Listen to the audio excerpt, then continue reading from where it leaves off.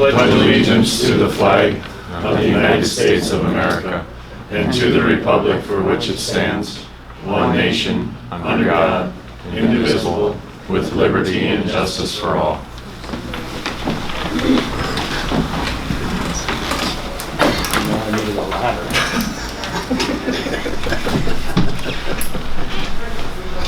Face music.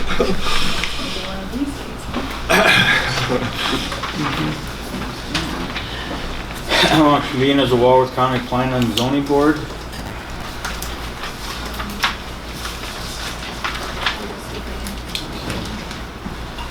Guess we kind of need Jamie here. So we need Jamie.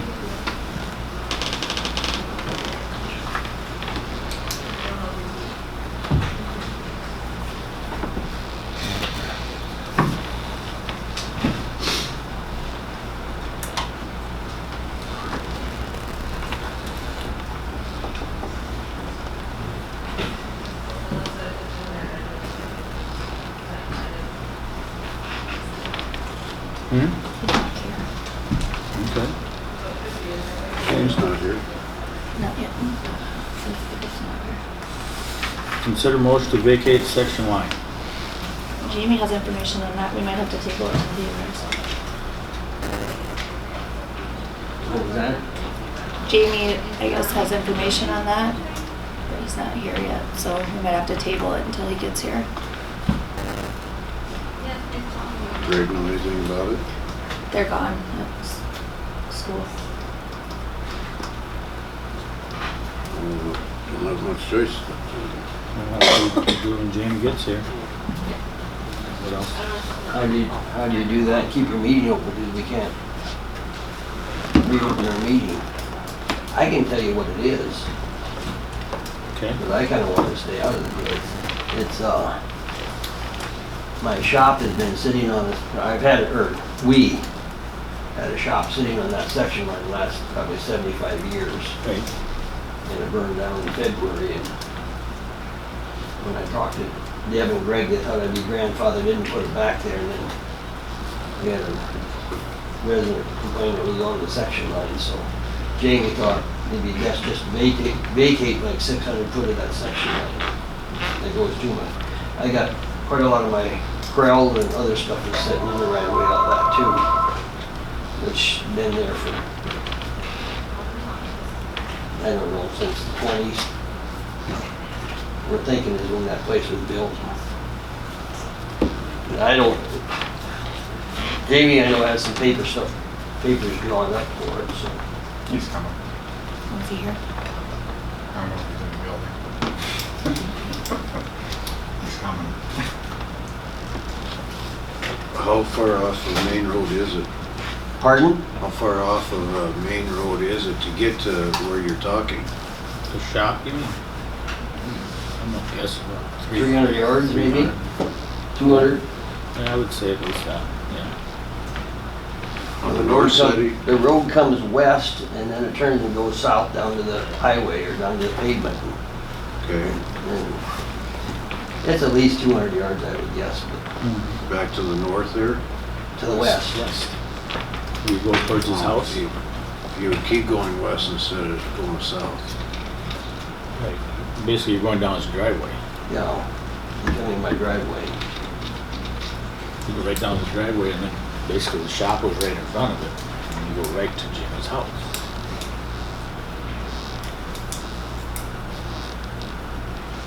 Yeah, he's got it. There's no other way to access that, is there? No. You can't access it from the south anyway.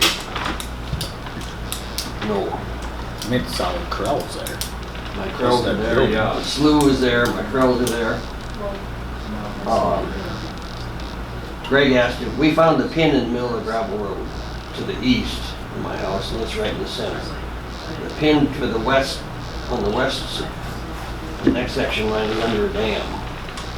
So and that dam has been there since probably the 30s. You on both the north and the south of that? Yep. You couldn't drive down it anyhow. I mean, it's, No. unless you had a saddle horse. And So, if I understand it right, they're just Greg and Jamie drew that up to vacate just 600 foot of that section line. On the other side, it would still be a section line. They did have Darrell Thompson sign a deal saying he didn't have any problem with it because if you come back 600 foot from that little corner, part of his trees there in the corner, I'm sure you're familiar with the Scott is in that, so he signed that too.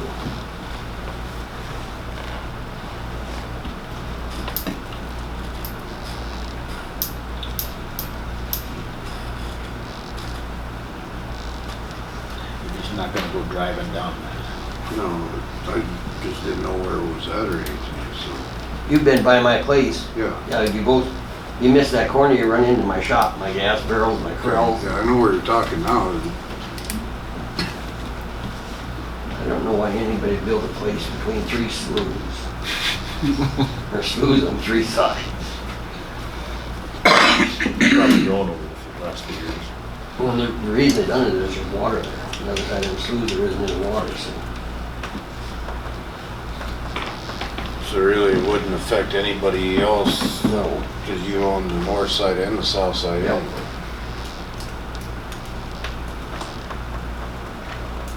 Not quite clear to the river. West from there. So why would you just want 600 feet? Why would you take the quarter Yep. to make it easier?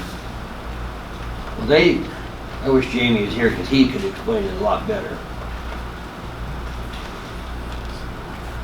Why would you go all the way down to the quarter line? Just, Well, one could, but it wouldn't make, just really. to simplify it though. Jamie's got the papers drawn up for that. When he gets here.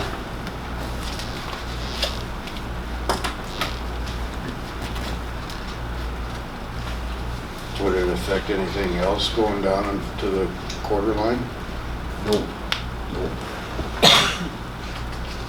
Sounds like you go beyond, you drive into a slough.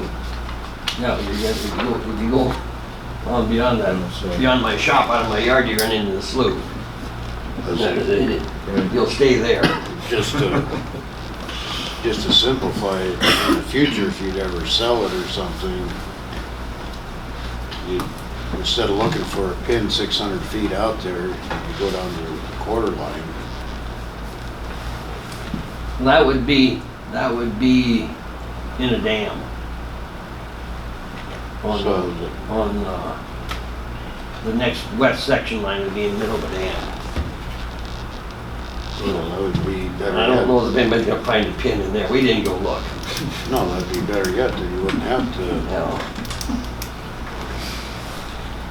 for simplicity, that's the only thing I was thinking. Jamie got it drawn up, and here's a map they printed it, if anybody wants to look at it, he should be here pretty soon, I would think. We're kind of wasting time, aren't we? Very good idea.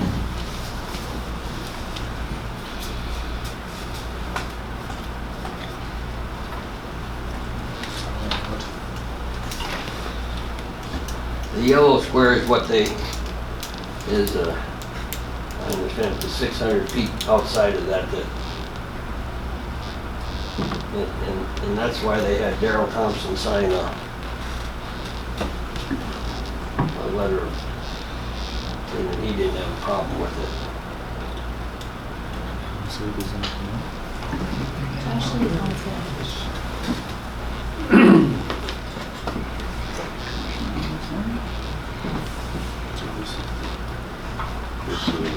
This would actually be Sitka coming down here. Come down and turn that way this way.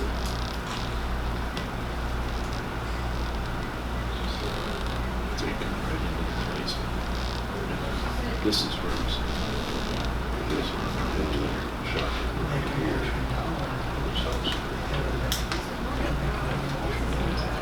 We'll do it in zoning, and then we'll do it again. Yeah, you guys could make a motion in zoning so we can move on and then discuss it further down in commission. I'll make a motion. All the way or just the 600 feet? I guess, whatever, we're gonna have to vote on it again anyway. If we pass this in zoning, we can discuss it again in the commission meeting and then, It goes on. And then approve it if we want to go deeper? Okay, that's fine. Okay, You made a motion, Davis. I did. Got a motion on the floor, I need a second. I'll second it. Got a second. Any more discussion? Hearing none, all in favor say aye. Aye. Opposed say nay. Motion passed. I abstain. Is there any old business? New business? Hearing none, I move for adjournment. Okay, I got a motion on the floor, I need a second. I'll second. A second. Any other discussion? Hearing none, all in favor say aye. Aye. Opposed say nay. Motion passed. Convene as the Walworth County Board of Zoning Adjustment. Is there any old business? New business? Hearing none, I move for adjournment. They got a motion on the floor, I need a second. Seconded. A second, any other discussion on that? Hearing none, all in favor say aye. Aye. Opposed say nay. Motion passed. I can convene as the Board of County Commissioners. I gotta add one thing to the agenda, I'll need a motion for that. Advertise for bids on the landfill project. So moved. Okay, I got a motion on the floor, I need a second. I'll second. Got a second. Any discussion? Hear none, all in favor say aye. Aye. Opposed say nay. Motion passed. I need a motion to approve the agenda. So moved. Okay, I got a motion on the floor, I need a second. Second. A second. Any more discussion? Hear none, all in favor say aye. Aye. Opposed say nay. Motion passed. Public forum. I don't see anybody on the list. Julie, or you put my name for doing on the agenda? Well, we can do it right now. No, we'll do it after claims. Yeah. After claims.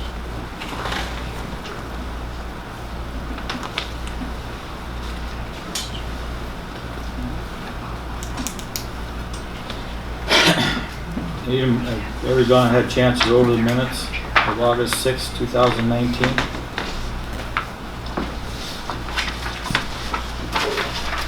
I did not get a copy. I didn't get an email. The email went out on Thursday with the minutes and the All I got preliminary was- agenda. An agenda, And it was attached. They were both attached. Yeah, not on mine, just the one little circle with just the agenda and that was all that was there. well, your computer must have kicked it out because it was the same email. I don't know. You got the same one he got.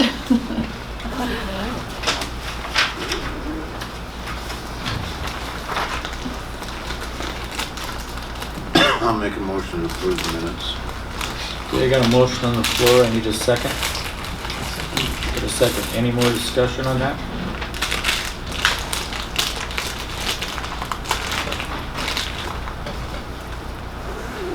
Hearing none, all in favor say aye. Aye. Opposed say nay. Motion passed. So everybody had a chance to go over the claims? Just to let everybody know on phase refrigeration is in my pile.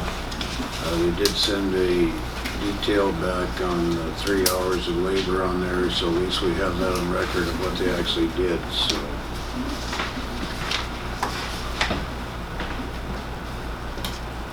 I had one question.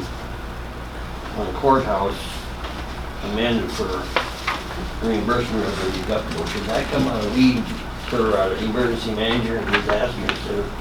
Well, the problem with that is there's no budget line item for insurance, property insurance, and emergency disaster. So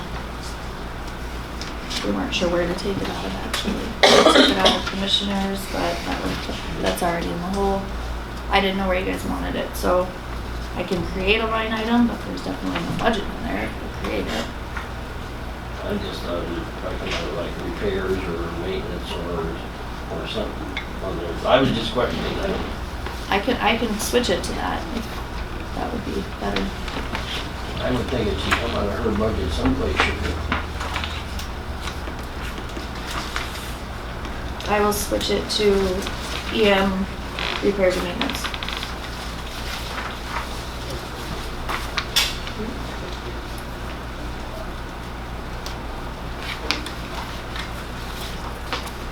The only other question I had would be, Josh, how many people do we send over to the dentist?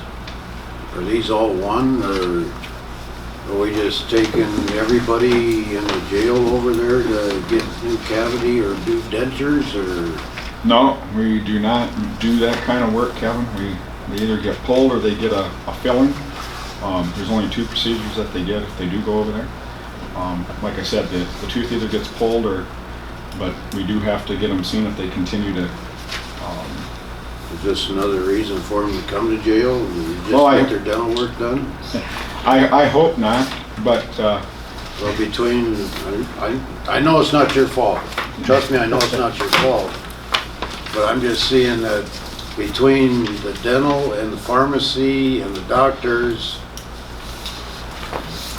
that's why people are going to jail. I hope that's not the reason, but I understand what you're saying. Well, sitting here looking at all this month after month, I mean, it's pretty obvious that well, I can't go afford to go to the dentist. Where are they getting picked up for to go to jail? So they can go see the doctor and get their prescriptions and get their dental. Well, obviously various things that they're picked up on, from a disorderly conduct to even worse things, a felony. But it depends on how long they're sitting, or if they've been sentenced, or if they can't post bond, they sit longer. But if it's a continued issue and the nurse looks at that, we don't send them on a dime. So I don't want the commission to think that. If it's consistent and it progresses, we gotta take care of them. We have to. Otherwise, it's a liability.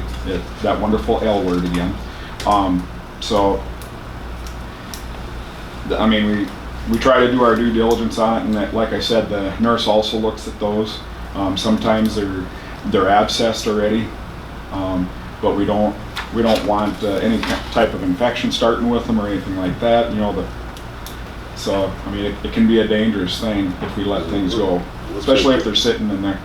But Looks like there's 5 different ones according to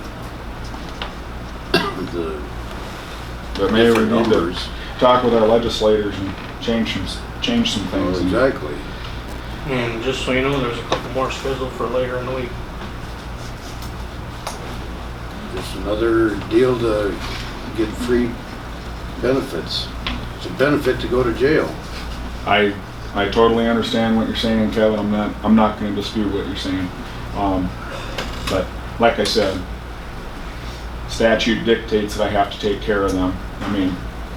To a minimum standard, and Let's change a the statute. minimum standard of what any other person sitting in this room would take themselves in and have treatment done. So I know it's not your fault. I was just no, I bringing understand. this up as a point.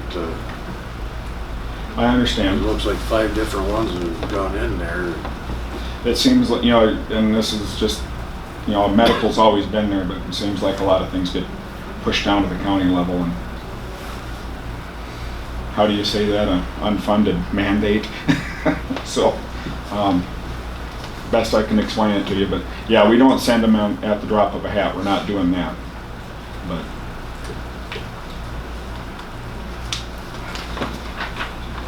I move to approve the claims. Okay, I got a motion on the floor. I need a second. I'll second. Got a second. Any more discussion on that? Hearing none, all in favor say aye. Aye. Opposed say nay. Motion passed. advertise for landfill bids on that project going on. This is for the stormwater improvements and slope failure. Looks like the notice states that we will receive bids until 9 a.m. local time on September 24th. Bids will be acted upon at a later time.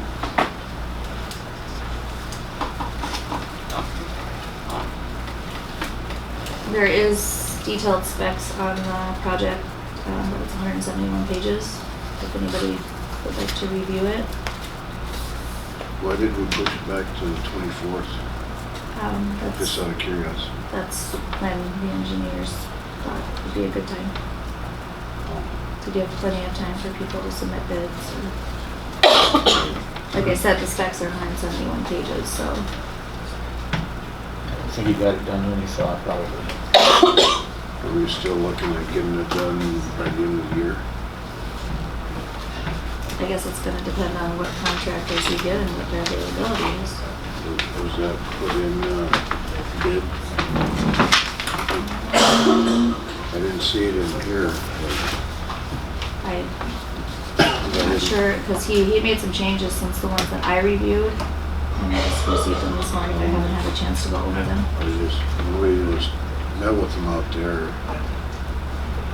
that's why we was trying to push it as fast as we could to get it done by the end of the year. Right. I was just curious if that still got in there or not. Well, he's got the deadline of 9 o'clock on the 24th. We're gonna have to meet on the 24th anyways for the budget, so we could open them at that time. Okay. Any other? Make a motion to approve the advertising for bids. Okay, I got a motion on the floor, I need a second. I'll second. Got a second. Any more discussion on that? Hearing none, all in favor say aye. Aye. Opposed say nay. Motion passed.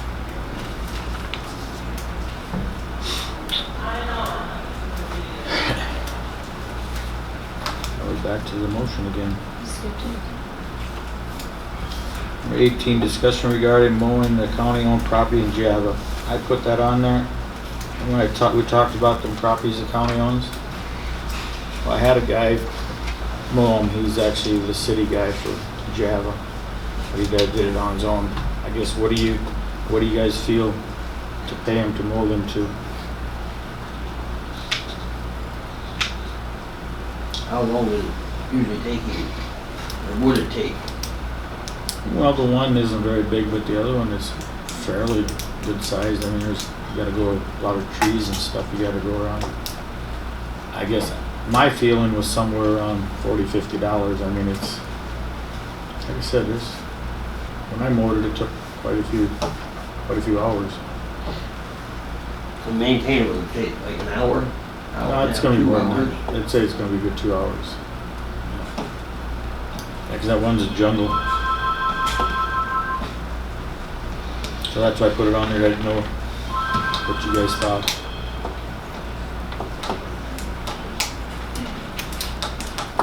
Did he? Pardon me? The bargain if you don't. That's what I'm thinking. If you're talking, Well, that's what I asked you guys for, so. I mean, you're in that business, I mean, to know what it Maybe takes to you want mow to put in them. a bid. Well, hopefully that we don't have to do, I hope it's all gone.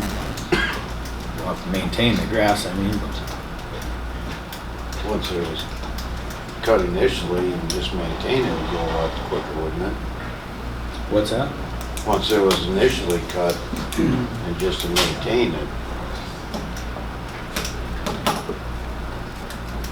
Davis, pick a number, what you think it would be worth. It'd be about what, $65 to do it all. Hang around like 30, 35.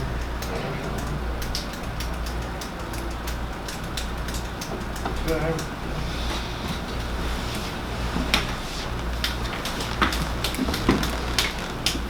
I say 60.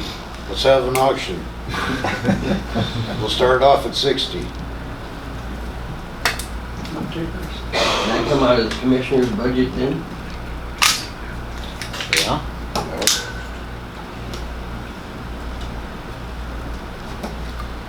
That's the way we've been doing it anyway. Yeah, I would say 50 or 60 is. I wouldn't drive over everywhere for that. There's no doubt the first time it took me a long time, but To make that motion. Need a motion. We don't really need a motion for $60, do we? Might as well. Okay, I'll make a motion for 60. okay, I got a motion on the floor. I need a second. I'll second that. A second, any more discussion? That is per time, not per month, right? He's not gonna just go mow it just to.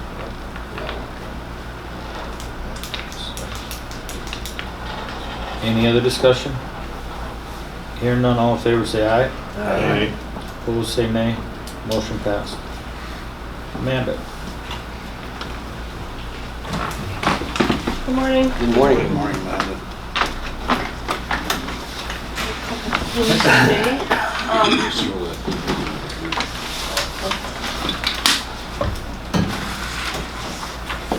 the first thing that I wanted to talk about was my contract with the state between the county and them. It's usually called the SLA grant, state and local agreement, but they have now switched it to be called the LEMPG, which stands for the Local Emergency Management Performance Grant. They felt that they needed to change the name to reflect the lineage of where the actual grant comes from, which is the Federal Emergency Management Program grant. So what this does is provides a work plan for me to follow throughout the year. It just kind of is an agreement of activities and accomplishments that need to be reached throughout the year in order to receive the funding that we receive from this grant. This grant is 50% of salary and benefits and travel expenses to like trainings and things like that. And so it's just that time of year to decide if you guys want to, continue on with that program or get out. They do this every year to all 66 counties and tribes. So I just received a letter from the Office of Emergency Management just for the first 2 quarters of this year. And the state or the grantor estimated $27,024.36, which is equally matched by the county, bringing the grant total to $54,048.72. So just bringing that up if you guys want to make a motion to approve it, to stay in it, or if you have any questions. I take a motion for that. I so moved. Okay, got a motion on the floor, I need a second. I'll second it. A second, any more discussion on that? Hearing none, all in favor say aye. Aye. Opposed say nay. Motion passed. The second item is going to be referencing the EM Dodge Dakota pickup. It was a total loss in the last hailstorm that we were involved in. I do have a quote from the insurance company on the amount that it would take to repair it, and the amount if we just want them to total it and take it, kind of thing. I don't know if you want me to pass it around. You can look at it. There is this quote too from Valley Motors for repairs that need to be made on it, because it's getting to the point where it's probably not safe to drive underneath. That's what it would cost to fix it.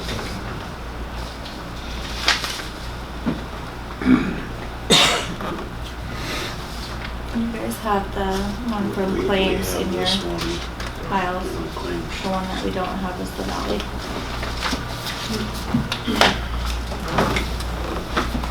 Simplicity, said that.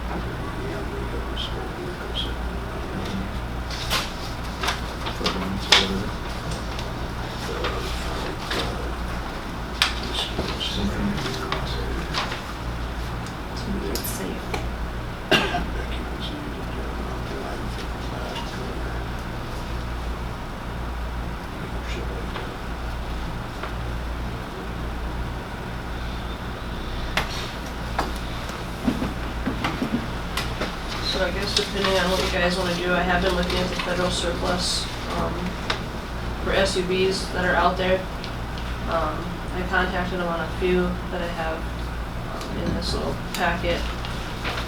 Just to kinda see and make sure that they're mechanically sound and everything, but, you know, it just kinda gives the prices of what's out there.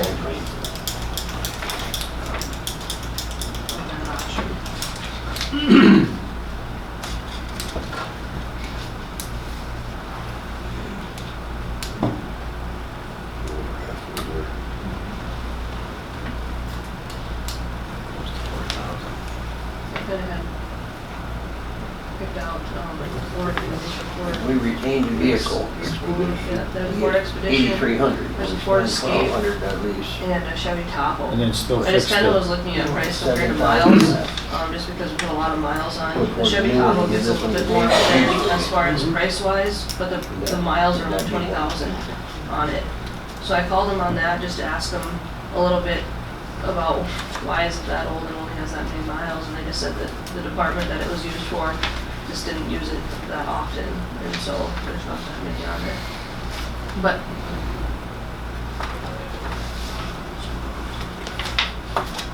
I would suggest keeping that and spend the $1,200 to get the front end repaired and give it to Dave for his mosquito spraying and trying to get Amanda an SUV. It would still take a little more than that too, wouldn't it? Because the taillights are broke too, aren't they? And stuff like that. yeah, And so some of that stuff will have to be. It'll still be Well, $6,000 in our pocket yeah, that we Well, can put. we'd still get 8,100 yeah, we'd get 8,300. 83 So, minus the 12, we're looking at 7,100. and then maybe another 500 for lights or whatever else is bad on it, so, right. you know, so. And there will be an expense to move the radio from the Dodge to whatever other vehicle. I talked to Kurt and he was gonna get me a quote that hasn't yet. I don't know if you have any kind of estimate on what it would be like, was it 500 and something to move radios out of vehicles? Cause we have the hookups and everything, it's not like we would have to be buying the equipment, it would just be the transfer. Between 250 Yeah. and 300. You'll have that no matter what. Yeah, so it's just, that's gonna be the only thing that's gonna. I agree with you entirely, except for the only thing is I wouldn't give it strictly to Dave, I would just use it as a county vehicle that Yeah. anybody could use, as long as it's in the. 'Cause I don't know, well, I assume Dave probably takes it home when he's done weed spraying in a casket. I assume, but I think Amanda needs one access to one 24/7. You know, when Well, we discussed that. And I do know that, Before we hired Amanda, we should not be sending our emergency manager out in their own vehicle. okay, let's get back to discussing what we want to do with that vehicle. You can make that into a motion. I would make that into a motion that we keep it and repair it for an extra, extra county vehicle. Okay, I got a motion on the floor. I need a second. I'll second it. Got a second. Any more discussion on that? So that's what it would be, kind of just a floater then, where needed. I would think, you know, if the hail damage doesn't bother running down the road, so if Dave wants to take it like the weed convention down here or whatever, that would be, that kind of stuff. Spraying. and I know Dave up here too, certainly, he uses it sometimes to go and run and get things, you know, and supplies that he needs to sometimes, and he has that too, so. Any other discussion? Hearing none, all in favor, say aye. Aye. Opposed, say nay. Motion passed. Oh, sure. Okay, Amanda, you got this list here. Is there something that really stands out? Or I are you kinda still put the looking, top- or what? I kind of put the top three that caught my eye, I guess, for miles and price, attached on there. So, until I go and physically see them, I don't know if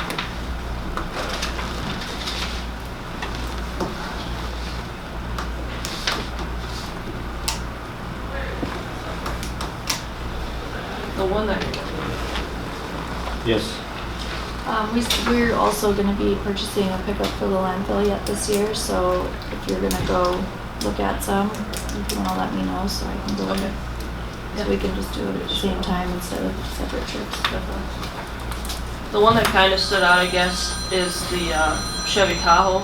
It's the more expensive one of all of them, but it has 20,000 miles on it. It has really low miles. But we're just kind of discussing it, I guess. I don't know what way, you guys also want me to go too. I mean, I can go a little bit on the cheaper ones too, but then we're gaining, about 40, 50,000 miles on them too. So for long-term wise,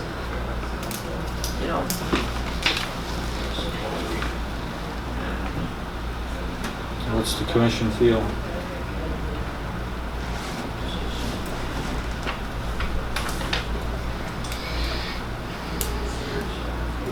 Would you be all right if we put it as a budget item for January? So we wouldn't have to supplement it this year? So keep the EM pick the way it is right now with all the radios and stuff and be able to And then switch everything out in switch January? everything out in January. The only thing is that I think if we wait till January too, I think these probably will be all gone and then Most of the there might be time, more, this but time of year, as long as you tell them that you're gonna get Get it. it, they will hold it. We got a new pickup for weed and pest that's been on hold for months already, so. yeah, if they're willing to do that, we can definitely just put it into the budget for next year, so you don't have to supplement. That way you don't have to supplement it, and come January, you can switch everything out. Will that work for you to go down and look too for your? Yeah, I've got funds in this year's, and also to purchase a pickup on. But if you could get one so we could get it in the budget for next year. Check availability on those three and let us know. They're all available. I checked with them yesterday actually around 4 o'clock and they're all available. So he said just whatever, and I told him I had the meeting today and he goes, well, whatever you guys decide, just let me know and I'll make sure it's, Where are those located? these are gonna be in box order. Just looking at the list of all of those, I mean, I know that 40,000 miles is, you're probably gonna put a lot of miles on it, but any more vehicles, it seems like it's 50, 60,000 miles, still low miles. I guess I would like to see us go maybe towards that Ford Expedition with the 60,000 miles. I think that was the second one we had in there. Yep, it was the 61,000. For like, was it 16, 14,000? 14. And we've been, 84,000. yeah. But I don't know if that's what everybody else thinks or what their wishes are. To me, it seems like for those miles different. It isn't, How many miles a year you think you put on? You wouldn't put Not a ton. 12,000? Probably, I was thinking 10 to 12, yeah.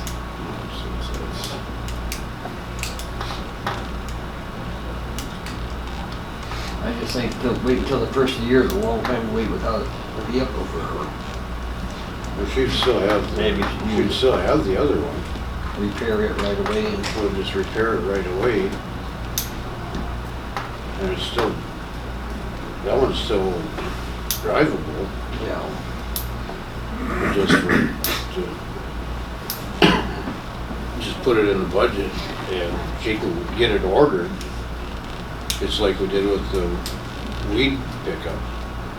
We don't have it yet, we got it on order and they're holding it till January.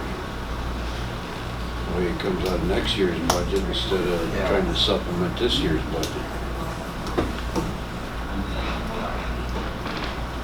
Well, I would say look at them and see if that's what it even want. Okay. Becky. All right, anything else?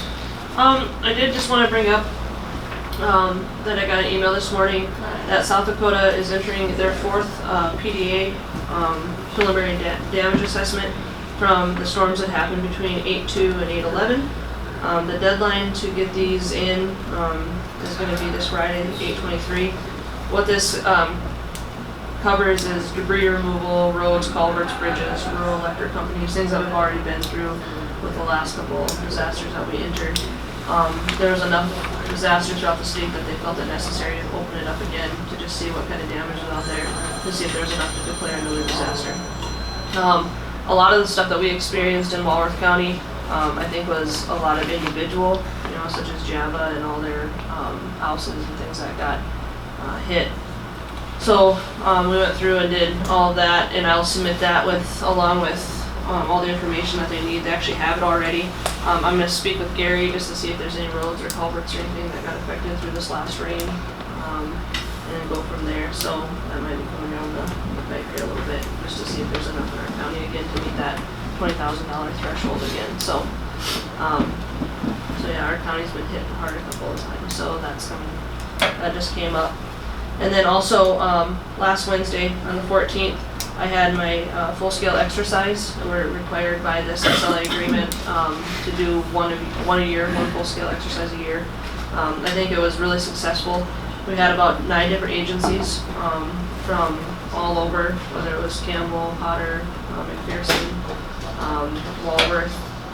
We had agencies like Walworth PD, Walworth Ambulance, Selby Fire, Walworth Fire.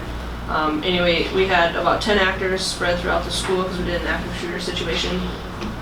In total, we had 56 people cooperate and participate in this drill. So it was a really successful, I've been hearing really good things about it. I think it opened the eyes to a lot of agencies that maybe had never been exposed to a training or situation.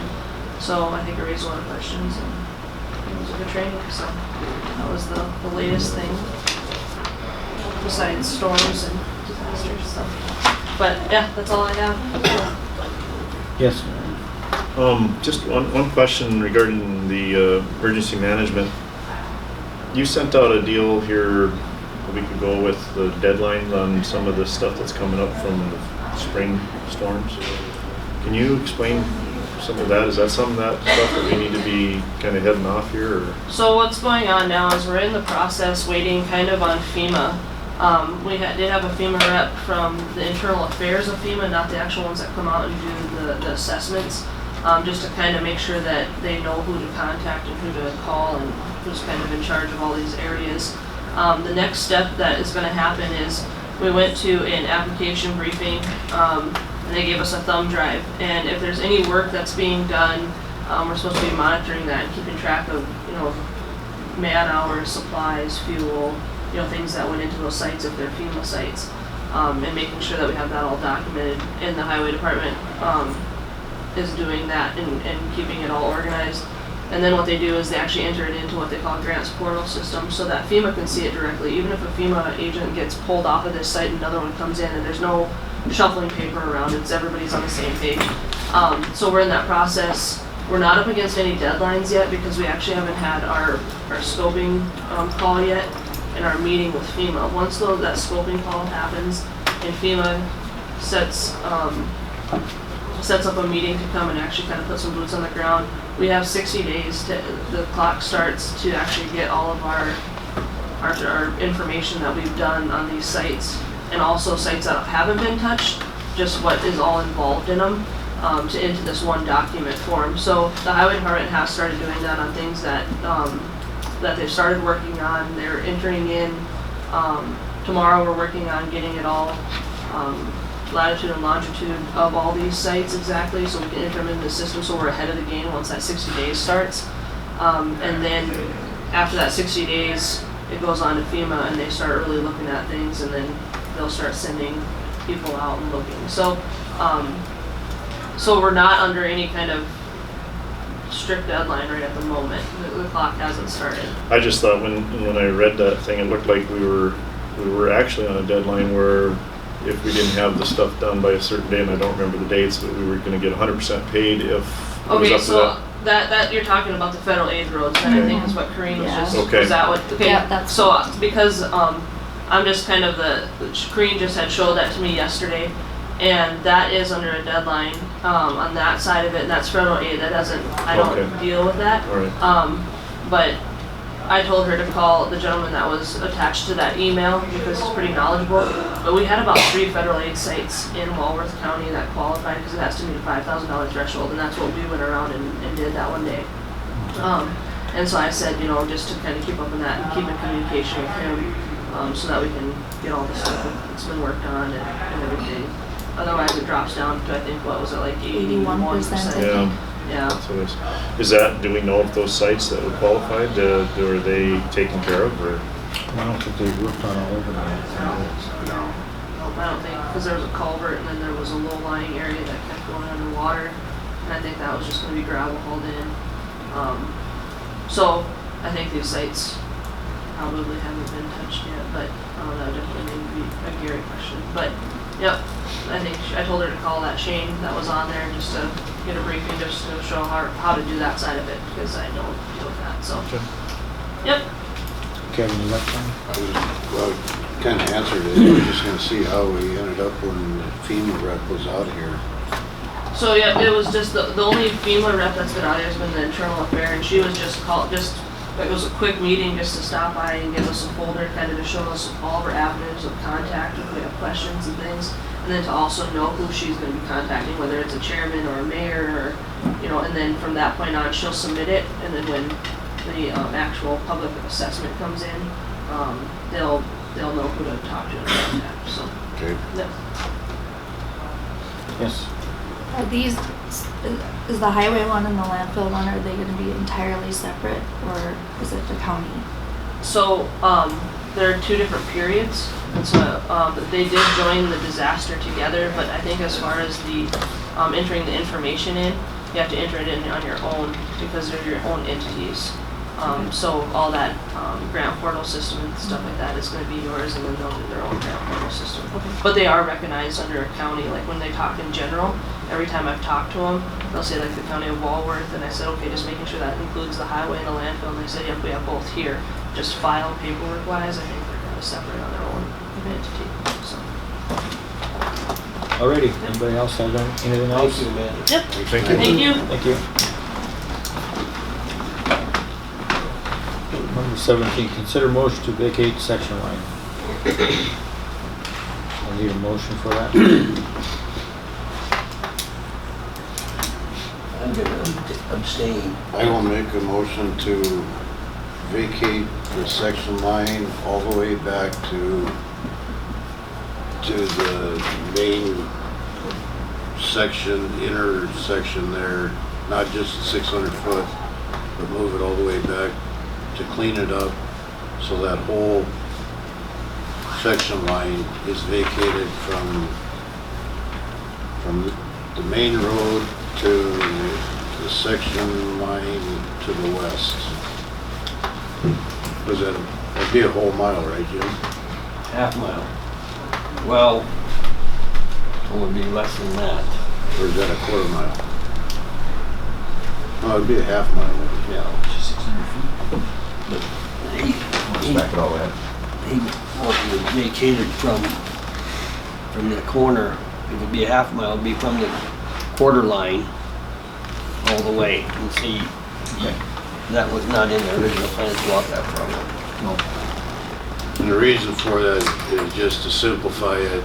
No dead end. If, that way if he would ever sell it, to simplify everything. Okay, I got a motion on the floor, I need a second. I second that. Got a second. Any more discussion now?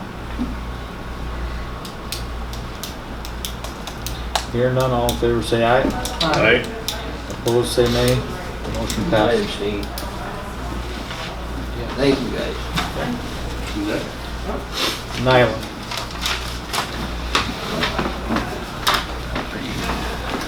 Good morning. Should all have a copy of my report.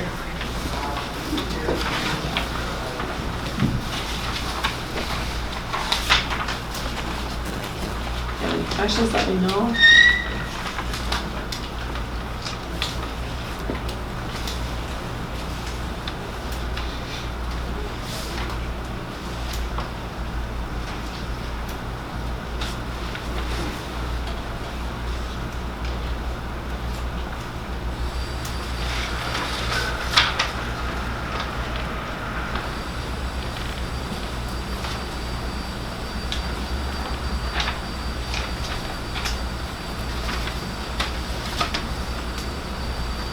move to approve that.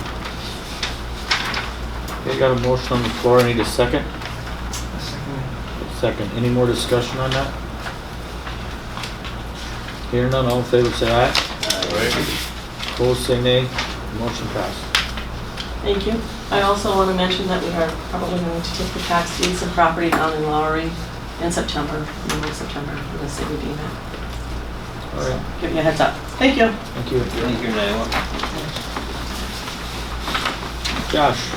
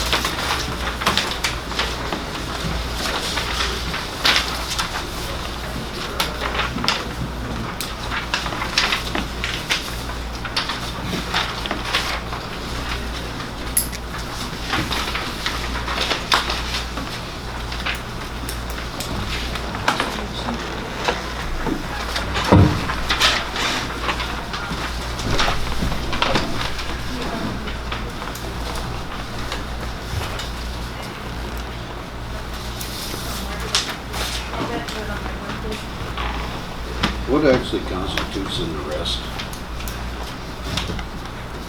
Is Any- it a traffic stop, Yeah. traffic citation or arrest? or- Yep. It's an actual summons to pay a fine, and they're given an optional court date for that. So yes, that's included in that. So all the rest are not going to jail? Correct.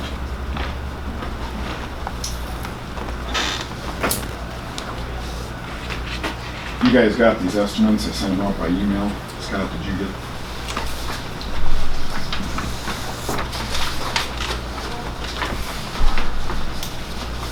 One's for the Dodge Dakota, but you guys have that one already. The individual just sent it to me because I had 2 claims of my own, so that's why I had it under mine. So the Dodge Dakota's already covered in demand as I supplied her the same information.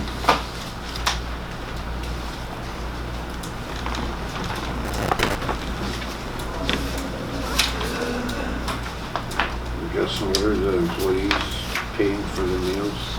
Nothing.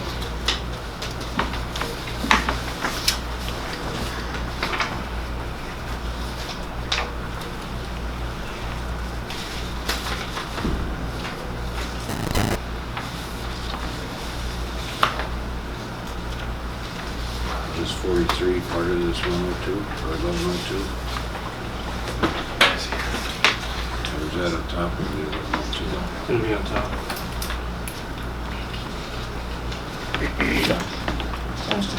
We've got it over there. And everybody's got copies of them already. Oh, okay.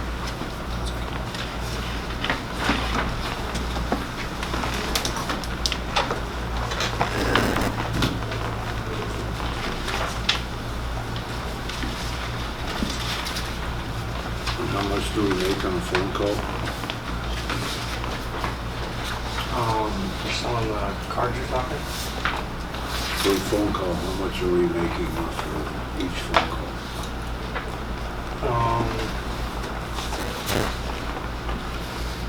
Cards are $10, 65 cents. So there, depends on the number that gets sold. We get a percentage of it, I think it's 25%. I don't remember off the top of my head. I have to look again. Is it depending each phone call, is that a time limit on that or is that per call? No, they're calling cards that they get, that they buy from, How many calls can we make off of one card?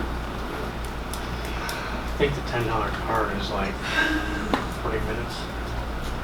So it's by minutes. Yeah, it's by minutes. So we don't know what we're Yeah, making per, They're essentially buying a phone card Yeah. for some minutes. so these phone calls are actually phone cards. Well, these phone calls are just phone calls that the jail took in. Oh, these are, Yeah, they're not the cards or, yeah, they're just Yeah, phone calls. I thought that's what these was. No, that's just phone calls. Okay. I mean, if you don't want that, I don't even know why it's on there, but yeah, it's just phone calls.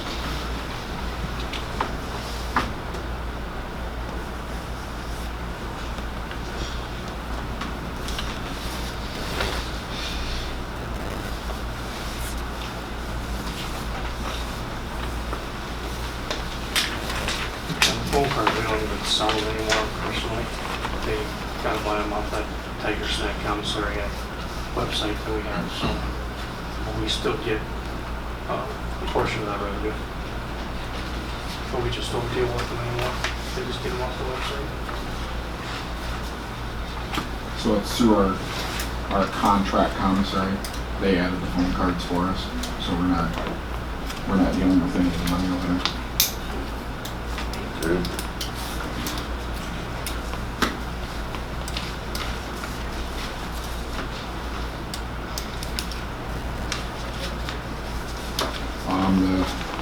The claims I sent out via email to you.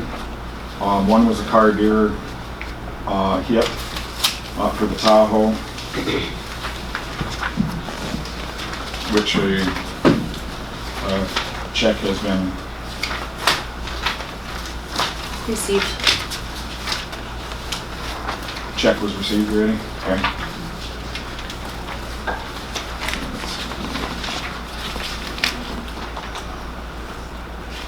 For approximately $1,140.50, according to the estimate that was from the claims. And the 2016 Silverado, my deputy's one of the pickup, excuse me, that came back with an amount of $16,291.12 for damage on it. Travis was on call out in that storm and got hit by the hail, so it's all hail damage. The hail was big enough, it punctured holes in his he's got a hard tonneau cover, it put holes right in it. The pickup looks like a golf ball. As far as equipment, the emergency lighting, there was some tail light damage. Other than that, the emergency lighting, that sustained the hail. We tested it out, and we tested it out with the claims adjuster to make sure everything was functioning correctly the way it's supposed to.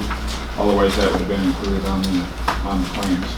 But that was functional, so this is all hail damage. And he was going to send out a separate check for that also, in that amount.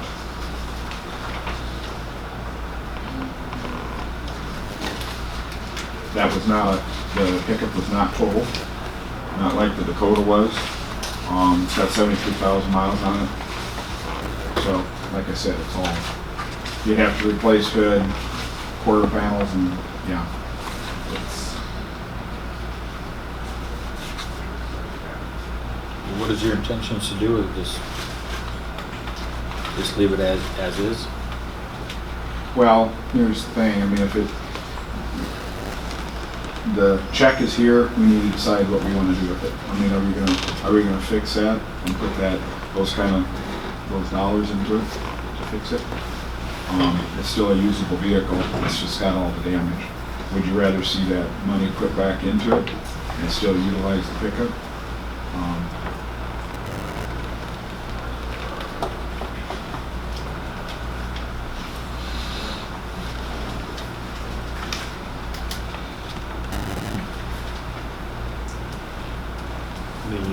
The hail damage really isn't going to, it's all cosmetic, right? It's not affecting whether you can run it or not. It did take the windshield out too. That would have to get repaired. Right. So But other than that. That and taillights, I'm guessing that stuff have to be replaced, but I mean, as far as the rest of the vehicle, Just everything.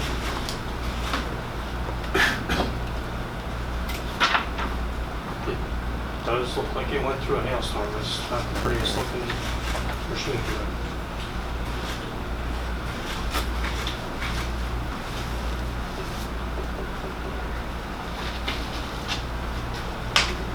I mean, that's what you were just thinking, just driving it and just having it that way, correct, or what?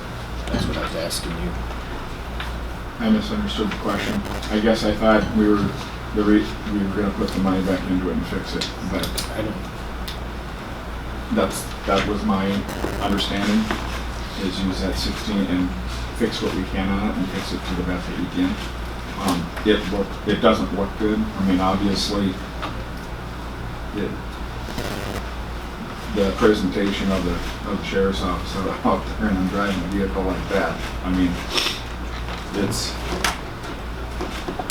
yes, Jim? Would that be something we would want to replace and give that vehicle to the landfill?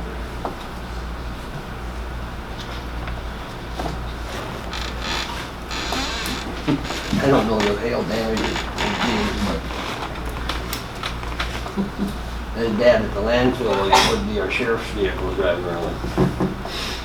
Becky Have probably you could've seen been- my pickups out there? What's that? Have you seen the pickups out there? No. They are ugly. They're in tough shape, really tough shape. But I think I'm almost gonna kind of agree with Jim. you know, hail damage, and I don't know what you guys use pickups for out there, but that wouldn't hurt that hail damage wouldn't hurt your running around the landfill. It'll probably look better than what we have out there anyway. So I just wonder if that's what we should be thinking, replacing this in the sheriff's office and give this pickup to the, Did they give you kind of a value of that pickup? What it would be, but See, I don't see it on here, but, I mean, I know it goes by mileage in a year. It's a 16. It's got 70, at the time of the accident, 73,000 miles on it. I don't know, I kinda asked him, but I really don't. He said in the 20s somewhere, he never really said a definite number. have you replaced the windshield or anything yet? No, because we haven't done a thing. I wanted to wait until the board meeting, and he was just here last week, which I was happy that he came out that fast once we did the claims. I actually submitted the weekend prior to I submitted the two. Actually, Amanda submitted hers, and then I submitted mine, and he was able to look at all three, but that Tahoe he had with the card with the deer was the weekend prior to him. So I quick slipped that in on Monday, and he looked at all of them when he showed up. So When was the accident with the Tahoe? down on 83. Saturday night. Saturday night? Yeah, down on Highway 83. Josh, when would you normally consider replacing this pickup if it didn't have any damage, like next year? All depend. I'd have to look at the mileage and what the miles are being put on it. I'd have to average the mileage out to actually tell you that. Usually, it depends on how they're running. I mean, we drive them pretty hard, so. I would guess you'd pretty much say Travis put probably about 36,000 miles on it, maybe a year. That'd be at the high end. Yeah. Yeah, and have roughly around 100,000 next year. So that's about when you want to trade it anyway, wouldn't it be? Yes. Roughly. In my mind, I think that would be the way to do, just replace it and give this to So the the, following, but like I said, I don't know what itemized list they go by to determination on whether, obviously, the year and the dollar amount, what we paid for the Dodge Dakota and the year on it, and the mileage on it, they used a conglomerate of different things, but the actual damage outdid what the vehicle is actually worth, is what happened with that one. I just sent him an email and I'm hoping I'll get a response soon. So we just didn't quite hit that threshold with this. What To have it totaled. is Travis driving it at all right now? Is he driving the car? He's in a car right now. I mean, because My regardless, spare. I mean, the windshield's got to be fixed. I mean, but I don't know. To me, I think a guy should do a little checking before we stick that much money into that pickup when there's actually places that it could go where it doesn't have to look the world's greatest. I guess that's my opinion. What do the rest of you feel? I know Jim does. Yeah, I would suggest we give it to the landfill and replace it. Fix what needs to be, you know, definitely the windshield and tail lights and that kind of stuff, but when you start talking about taking the dents out of them outfits, that's quite a chore. There is, well, we held off on, to find out what the adjuster had. Justin just pointed out to me that I just about forgot it. Did forget. There is about $1,800 worth of repairs that need to be done to the radiator and some other Because stuff of on this? the. No, this was prior. So just keep that in mind also.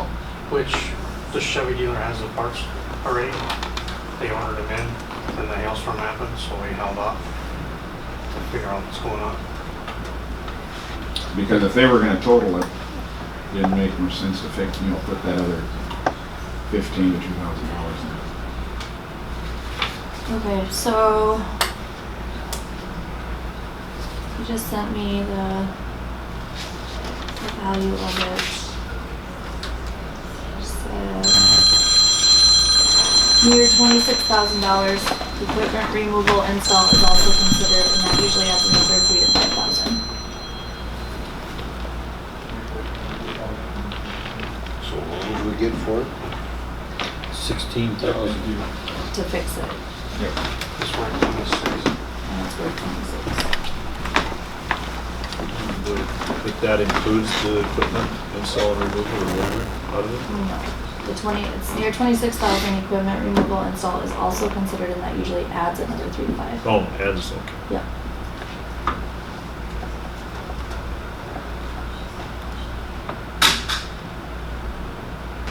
And he's basing that on clean retail.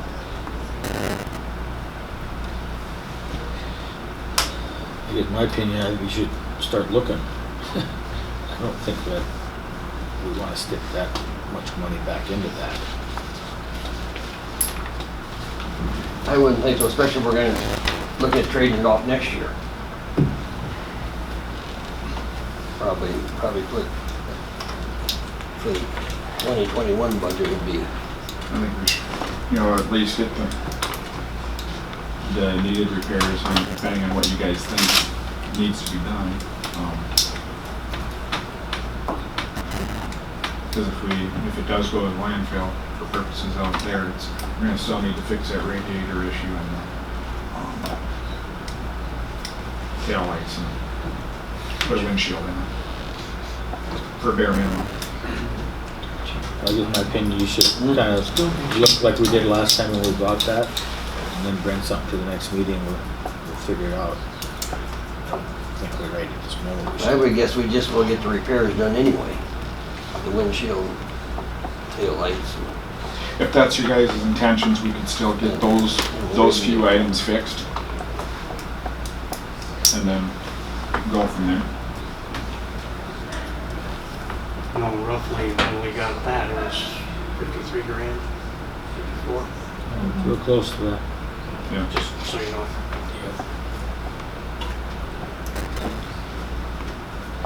Is that what the commission feels?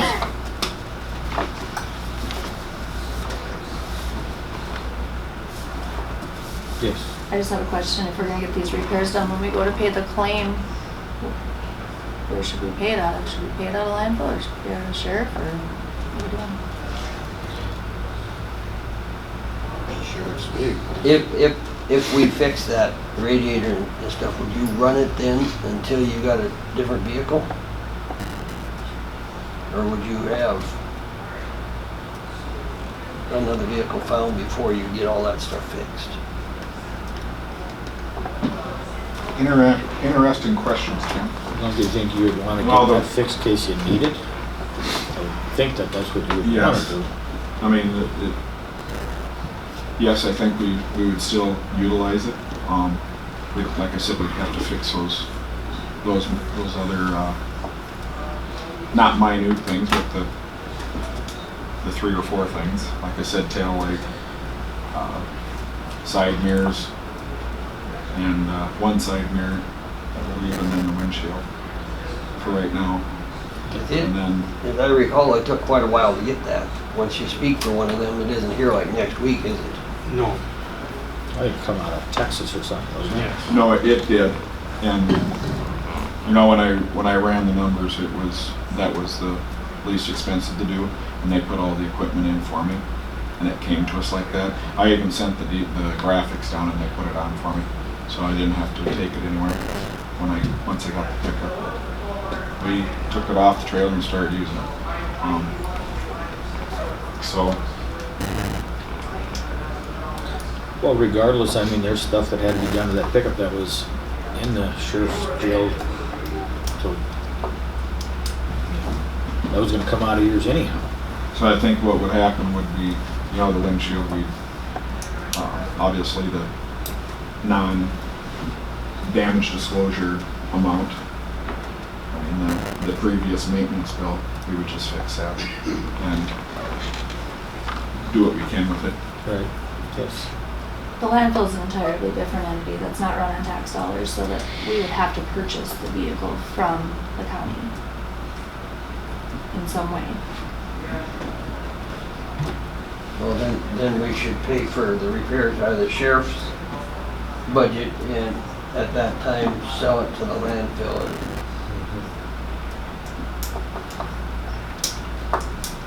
I think that's how it should look. So, Well, you got 5 vehicles, So, right now you got 5 vehicles anyway for 3 people, one's basically. going, and other one's going away. So what I'm saying, right now you got 5 vehicles, so if one's in the shop, you'd still have the spare right now anyway, wouldn't you? Yes, because I've had to use it myself for repairs being done on mine. So I mean, it's used as a floater also. But it's equipped the same. It's got the highest mileage, but yes, I'm using it in that fashion. So if we got pickup fixed, even if it takes 2 months to get everything fixed, you'd still be all right for a while. Yeah. Mhm. we'll just fix whatever's necessary to Yeah. fix it. What was that, Scott? Just fix the necessary things right now. Yeah. Anything else on that? Gosh, where is it? Where is the pickup now? Sitting in Travis' truck. Find out what the assignments are.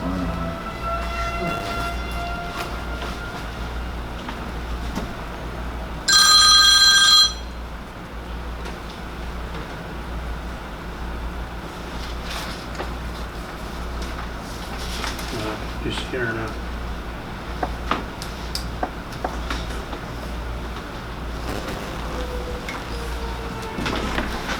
Phone call.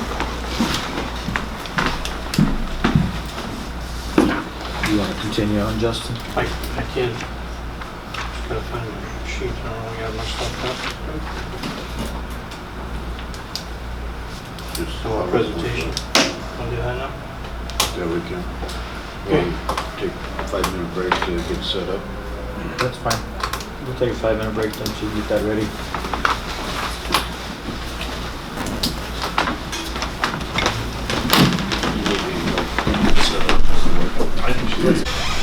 My daughter put this together, so she's a whole lot better on the computer than I am, of course. But basically, slides are going to show here. We got the history of the Walworth County Jail. It was currently, or the original part of the jail was built in 1903.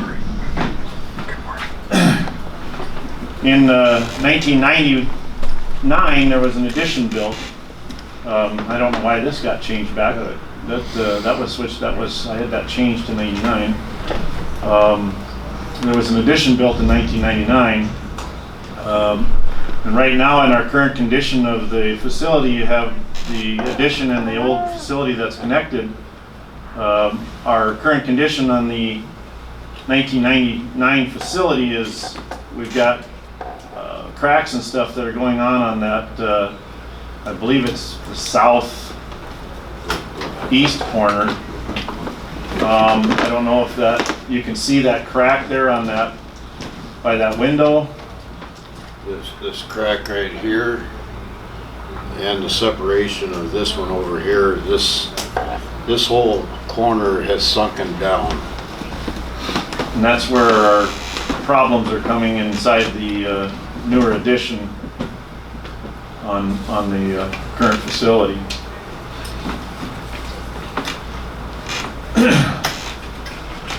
We, as a commission, we've been going through this, and I've been on the commission now for a little over a year and a half, and this has been going on for over 5 years, but the decision was made last fall, if you remember, that we went through a proposal to take you to a vote of the county, and there was a 70-bed facility that we put a bond issue out, and that was overwhelmingly voted down by the county. The other option that we talked about is possibly building a smaller jail just to basically accommodate our own inmates.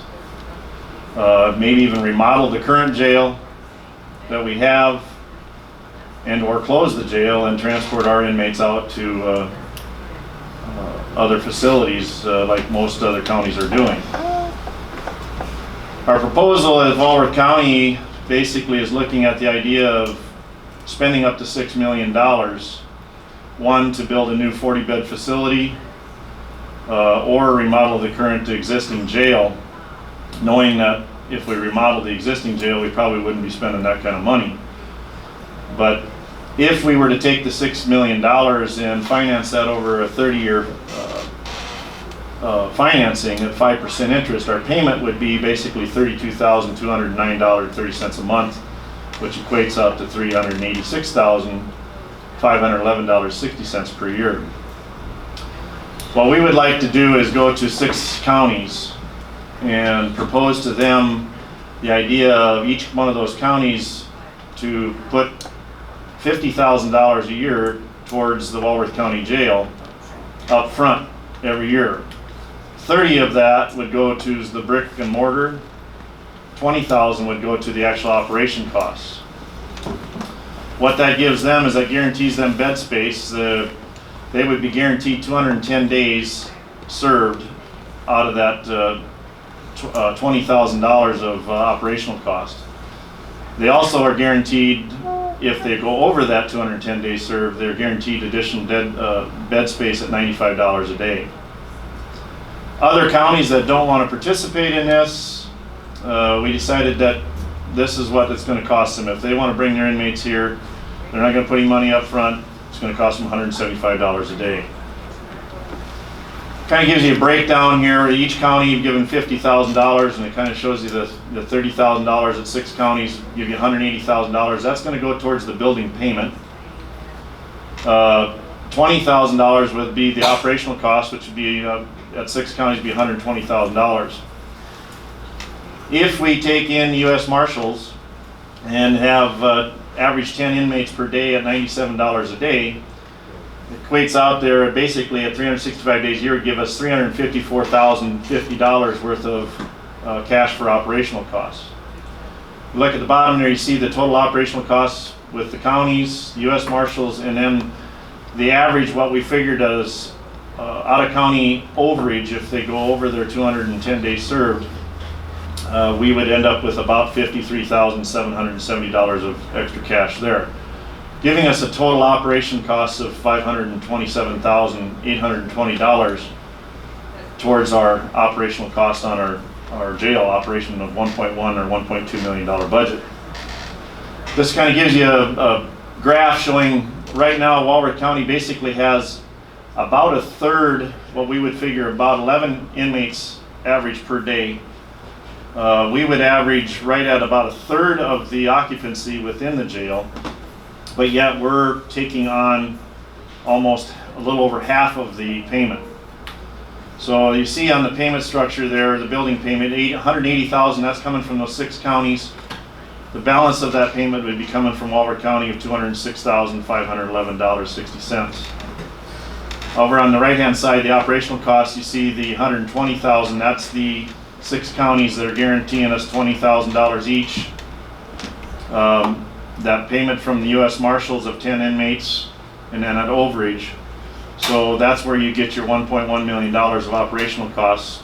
Walworth County would pick up the balance of $579,480 or $480. So we basically would use a third of it, but we would have a half of the cost into it. Right. So if there's, I mean, this is, I guess the idea behind this is trying to throw a little bit of a bone out there to these other counties to show that, hey, we're not just trying to get you guys in here to cover the cost of this thing. We're taking the majority of the blow as far as an operational cost and also the payment on this building. But it shows them that here's how we can make this work. If you look at the building payment and the operational costs at the total, we're looking at roughly $786,000 in there. This is why we feel that if we did this, knowing that if we were to close the jail down and transport our inmates, remember we had that contract where we could have transported them for a little over the total cost and everything. We figured we could do it for all of around 500 and some thousand, 571,000 I think it was. So with the transportation cost and everything else, this is kind of where we felt that this looks like we're still staying in that range of costs that we would be basically if we were to transport. So cost to the county wouldn't be a whole lot of difference in dollars. I guess, and then that's, any other questions or anybody else have any questions or comments on that? What are your plans? Are you to go Again, to this county? Again, this is a plan, thanks Gary, a plan to go meet individually with each county and present this to them and let them make the decision on what they want to do. If they want to partake in this and sign a contract with us, to me this is feasible. We sat down, ran the other numbers with the two commissioners, the jail administrator, with numbers that the jail administrator shared. This is the most feasible, but it is bringing the costs down quite a bit. And obviously, we'd like to cushion that the best we can. And the Commissioner Hogard and Commissioner Schlomer are on board as far as discussions, as far as that needs to happen. And the only way we're going to do that is with revenue. So I guess our question to you three is, do you agree with the presentation and to take this to the other 6 counties? Or is there anything else you would like to see happen with that? I guess I don't see a problem with it. You got to start somewhere. That would, in my mind, that would start the talk. We gotta, like Scott said, we gotta start someplace. See if there's any interest at all with that. we thought it best to approach them all individually instead of having one big meeting to try and, I mean, if you go and meet with each board, you have better attendance. I mean, to try and advertise a special meeting and then have a group meeting and pick a location. I guess how I look at it too is with them numbers, they might look bad to them other county, but if you sit there and think about it, if you're gonna build a jail, go out and build it for them that money you're gonna be giving to Walworth County. You wouldn't get much more than a doghouse built, but. You know, hindsight being 2020, if that were me, that would be a good option for me to secure beds. And I would look at that very, very hard. And that's the issue right now, is securing beds for everybody. So the only thing that we don't have in there that I think we should put in there is how many years contract are we gonna have for this? So they don't say, yeah, I'll try it the first year, and then all of a sudden we build it and we're stuck. We need to set a time limit of how long the contract is gonna be, so we're not out all this money in 2 years they can get out. But on the other hand, in 2 years, they're up to the $175 if they're out. I would think you'd wanna have at least a 3-year contract in there or something like that. I guess I'd say That's where I was at at. least I was 5. gonna say 3 to 5. 30 years. Because I think I did if you guys remember right, I think I did 7, 10, 15, and 20 on that particular plan using those numbers. But even if you go 5, if you're in there for 5 years, you aren't gonna back out anymore. You already got enough into it already. That's what I think, Dave. If we're gonna do that with these other counties and they are gonna commit, to me, committing to a 5-year deal is probably not any different than committing to a 3-year deal. I mean, I would think that once they're into it at 5 years, they don't wanna get out of it. They've got enough money invested into it now. Costs are gonna go up. Yeah. Well, and that's the other thing too. But then it's it's gonna have to be renegotiated depending on the numbers every year too. Well, that gets done every year, so I guess that wouldn't be nothing new. I mean, we do that every year. That would be looked at every year, and then also, at the maturity of the contract, you're gonna look at that again, because you're gonna wanna keep some maintenance dollars there. It may come down, it may not change.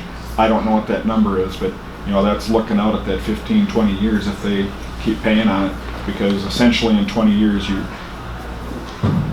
I'm hoping this should be paid off. That 5.8 to $6 million facility that we were talking.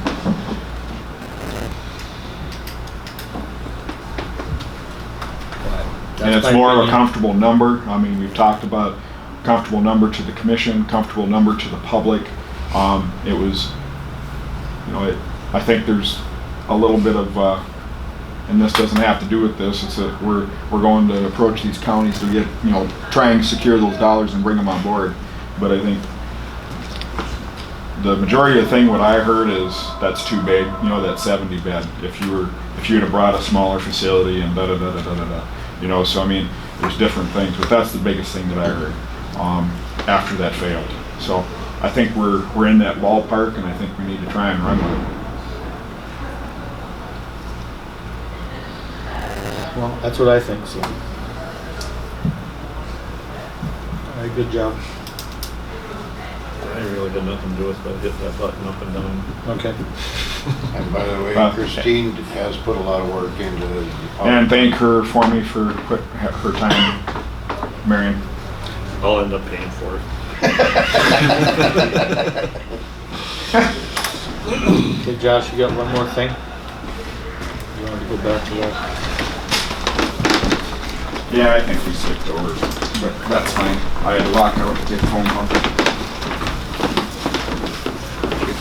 I just wanted to cover some budget stuff before everything's finalized.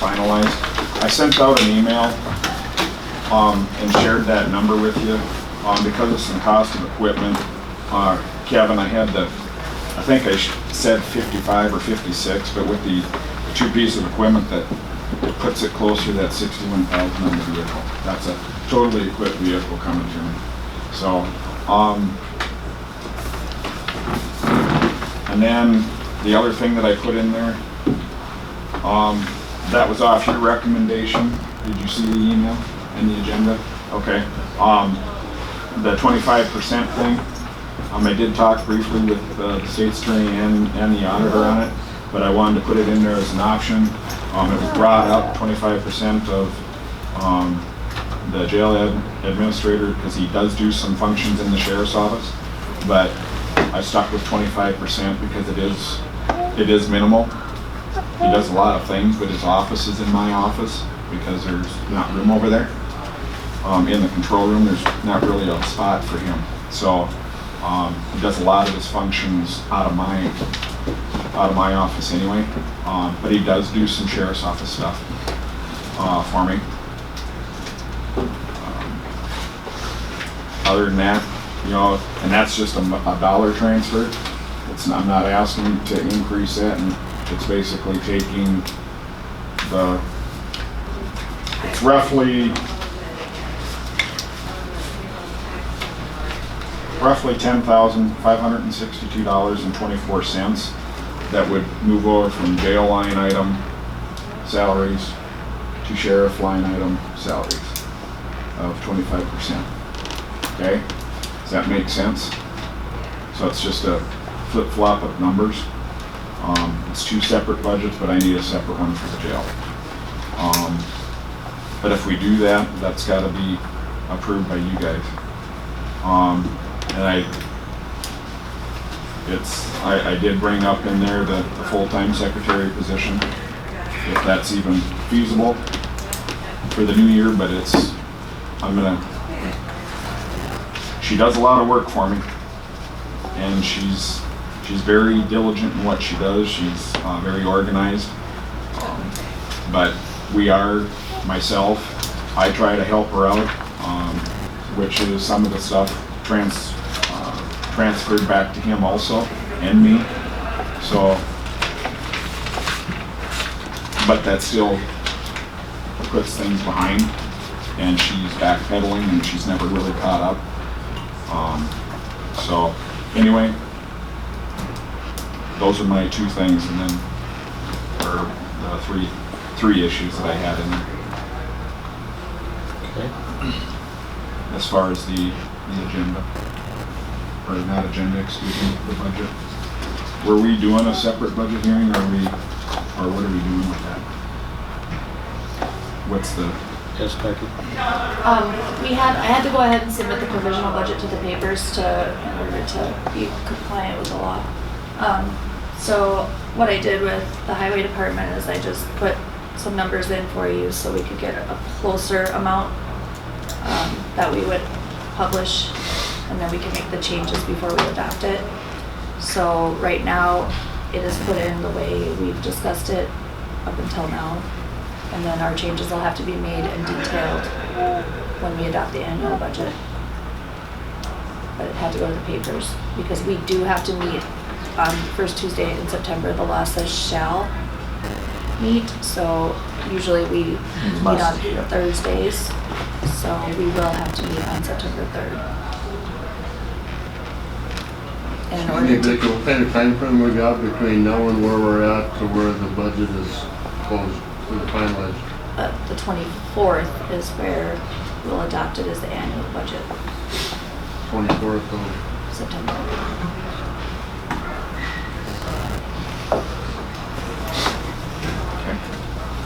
Anything else, Josh? No, just, that was it. Are we gonna discuss? You got something to add to it there, Kevin? I guess we'll start with your first deal, the transferring 25% over. Yep. When did we change the resolution? Resolution WC 2018-11 is where we set how many people are in every office.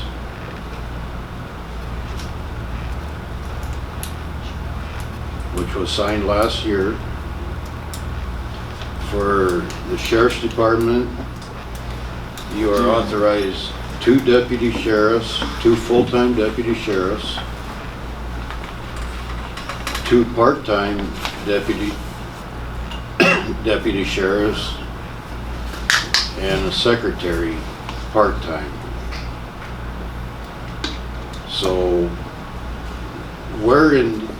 I guess my only thing is, where in any of that does Justin fit in on the sheriff's side? If we have a resolution, isn't that what we're supposed to be going by? Sure, yeah, but you're supposed to also sign a resolution every year, and I'm under my assumption that, we haven't signed one for this year either.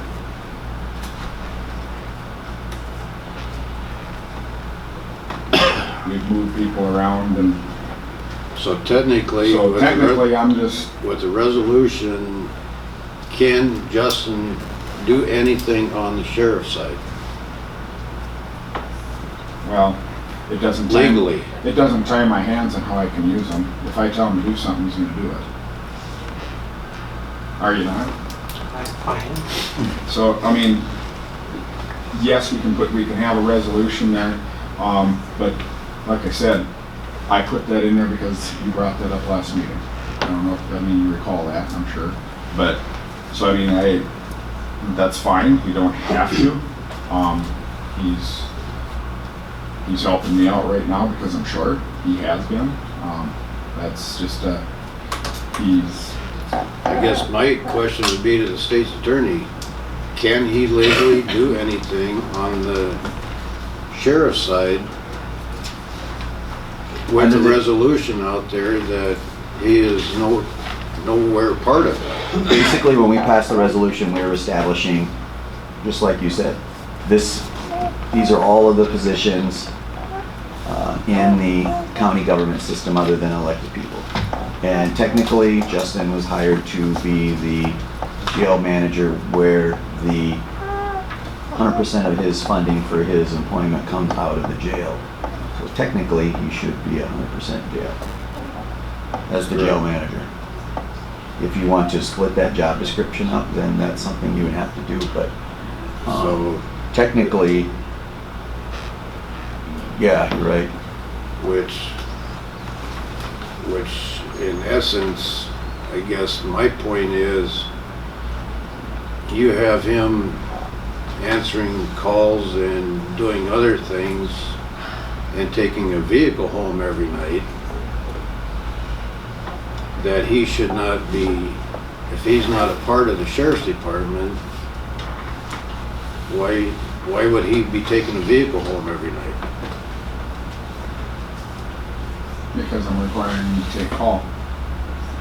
But can he take a call if he's not on the sheriff's side? I guess, I mean, let's split in hairs, but if I'm short-handed, Then why do we pass a resolution? why did we added and made changes to other departments without changing the resolution? Already, have we not?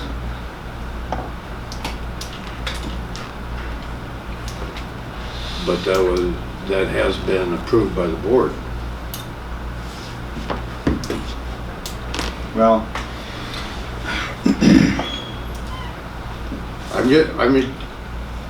I'm having why do we pass resolutions and follow these if we don't have to? well, like I said, I guess. Is Justin part of the jail or is he part of the sheriff's department? Per your request, that's why I put it in there for the new year.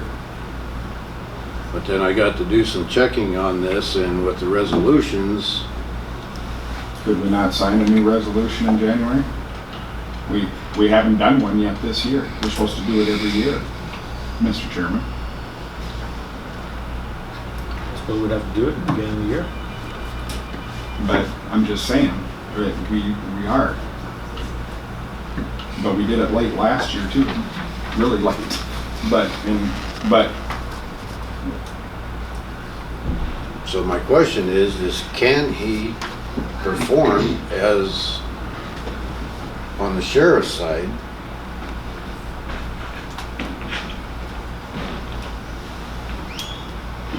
legally? well, I guess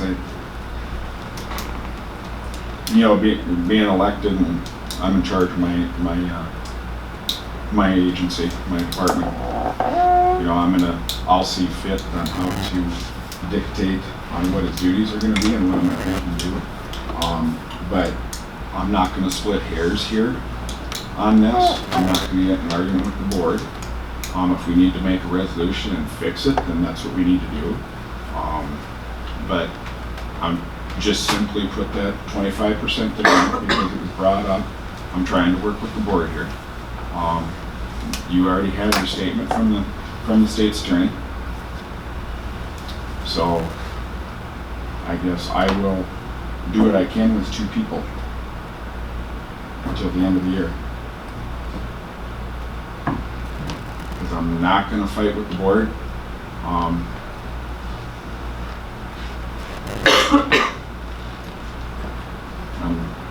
tired of fighting with the board.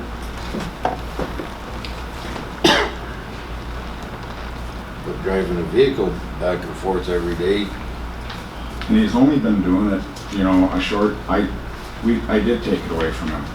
And he's only been doing it a short time while I've been short. So he could also respond to emergency calls. If I need to leave town, or, you know, lately, I haven't been away. I don't know if anybody understands 24/7, 365 days a year, but myself and Travis have been running ragged. And that's my support right there, so I'm not burning people out. I understand. You know, because I don't want that. I'm gonna burn myself out. Did Chato, something happened with Chato? We don't have Chato anymore, or? No, Cato's still in, he's just in the jail for right now. But, that we're working through, law enforcement training with. So,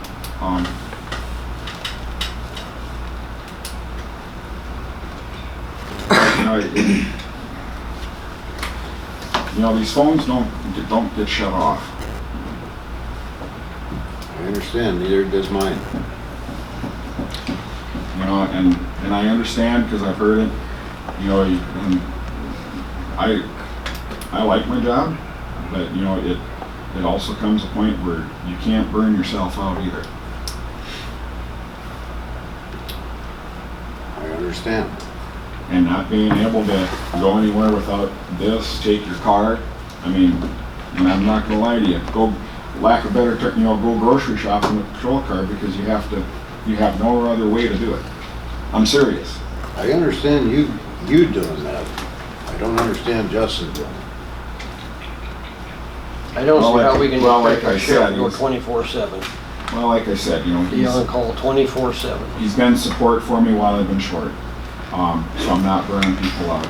The vehicle was taken away from him, you know, until I don't know what else to, you know, it's easy for him to slip in, you know, to assist with that because he's got the same qualifications I do. Same arrest hours. Yes, Mayor. I've got a question regarding, changing a little different direction there on the jail as far as our budget. You know, overall budget on the operation of the jail has gone up substantially over the last 4 years, 5 years. And I was just wondering, is there any way that if you've looked at or considered the idea of trying to staff, because right now, I mean, I understand that we're bringing U.S. Marshals again, but is there a way that we could look at the staff? Because when we visited with the Sheriff's Department in Pierre, they switched to 12-hour days. And that saved a tremendous amount of dollars in staffing. Because they went from, I don't remember the numbers exactly, but I want to say they were able to cut almost 8 positions out of their number that they had. And I want to say they went 35 to 27 as an example. Okay. Is there a possibility that we could look at that as an option? Because I mean, we've gone from a operation of a jail in 2016 of just over 500,000. Now we're pushing at 1.2 million. And I mean, it just seems to me that when I talk to people in the community that hear those numbers, they're saying, how can we possibly have, what's changed in our jail that has required us to increase our budget that much in operations? And most of it is staffing.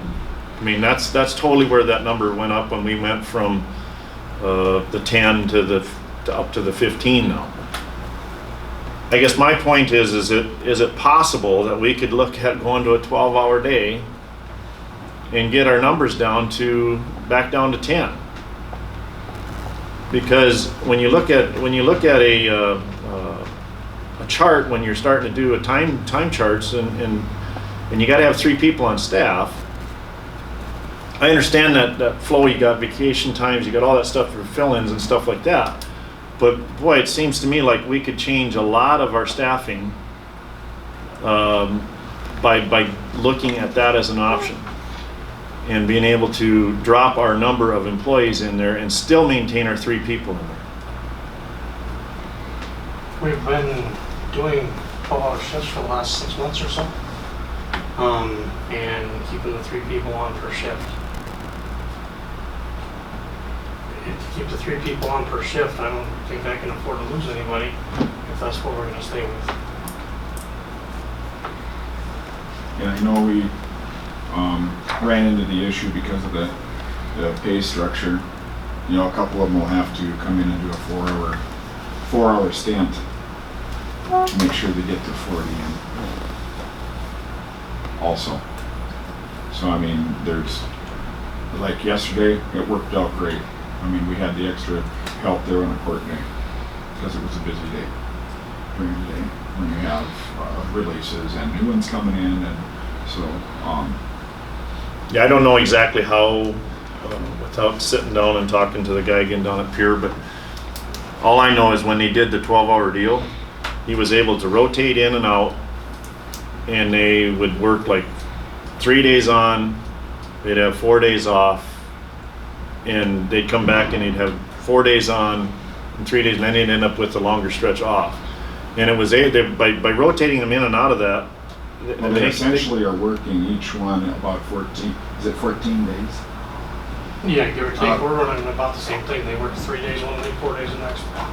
So I mean, they're working about 14 days total. I would have to specifically, I guess, talk to him and see where they cut, because he was, I mean, they went from an 8-hour day to a 12-hour day, and they, like I said, he was able to literally cut 7 or 8 people off staff, which was a huge deal. And they probably do, because I think they got to have a minimum of 5, because they're a 150-bed facility over there.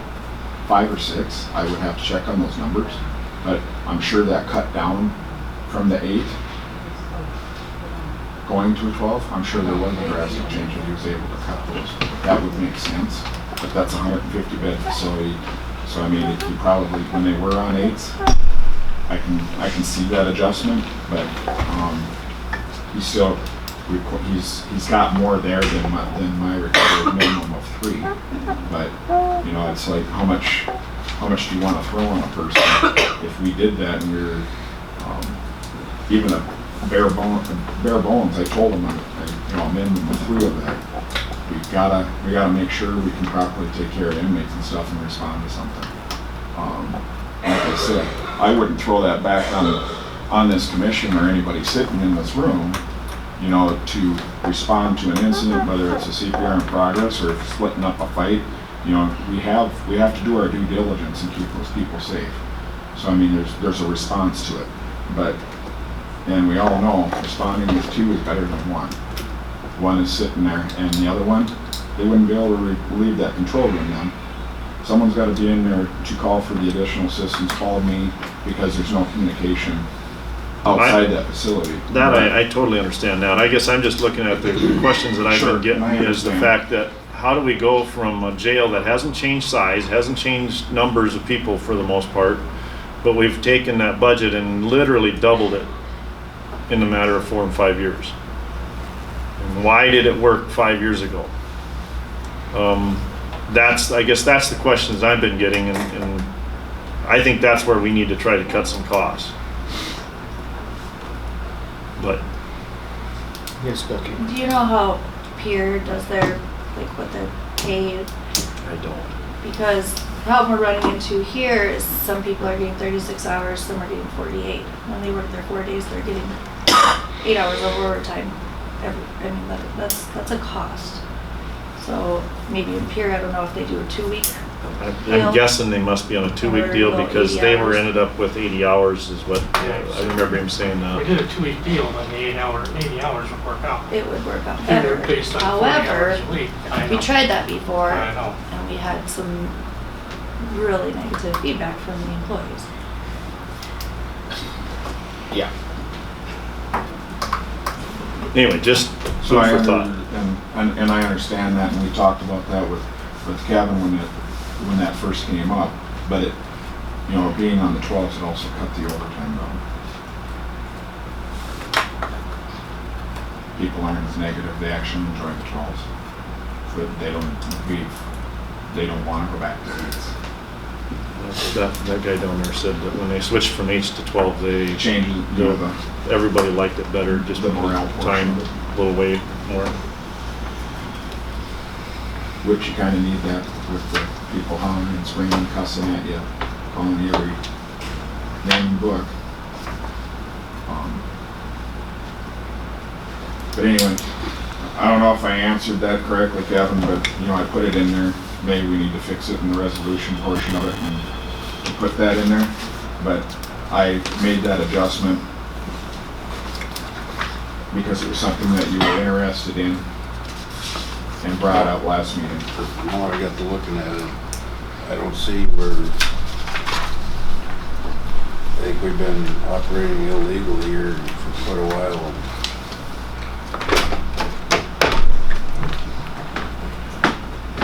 Well, I just think there's some things that just gotta get looked at and changed if need be. If we gotta do a resolution, I guess that's what it'd be. Well, we should probably look at that resolution, you know, newly every year, not so late in the year. I was actually, you know, we have those 3 resolutions we pass at the first meeting of the year. I was going to add those 2 resolutions to that. That's what you guys would do. So I would suggest so it's not forgotten and it's not done in the middle of the year and things like that. I would say put it on there like that. Because it would also, I think it would work out better for purposes of budget also. And Mr. Hare, maybe you could look to see if we were actually required to do them or not. Well, because basically we're setting our staffing for the year, every year, so to match our budget. Problem is we are not matching our budget expenditures with our staffing that we pass every year. If you have 15 people that are coming out of the jail budget, 15 salaries, then those 15 people should all be working in the jail. If you have I know Three some counties don't do salaries. these resolutions. pardon? There's some counties that do not do these resolutions. Oh, I wouldn't doubt it. But we need to stay cleaner on how we do things. So, yeah, if you're going to take Justin's position and make it 75-25, then you should do that in resolution, because 25% of all of his loaded costs and everything else should come out of the sheriff's budget, and the other 75% should come out of the jail. But you should also specify that this is a 75-25 position, not 100%, because right now my understanding is this is 100% jail manager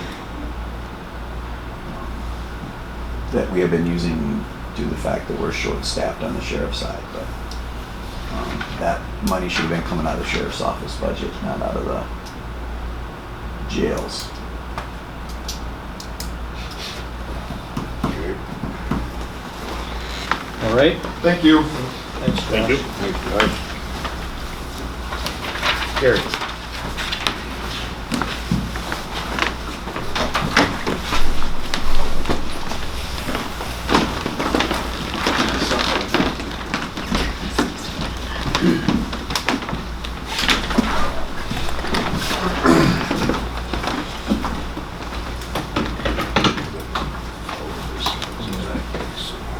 I'll try and run through this stuff pretty quickly. Always take any questions or comments. I'm really looking for 2 part-time employees. At this stage of the game, I'm asking the commissioners to recognize the request and leave it open for my discretion if and when.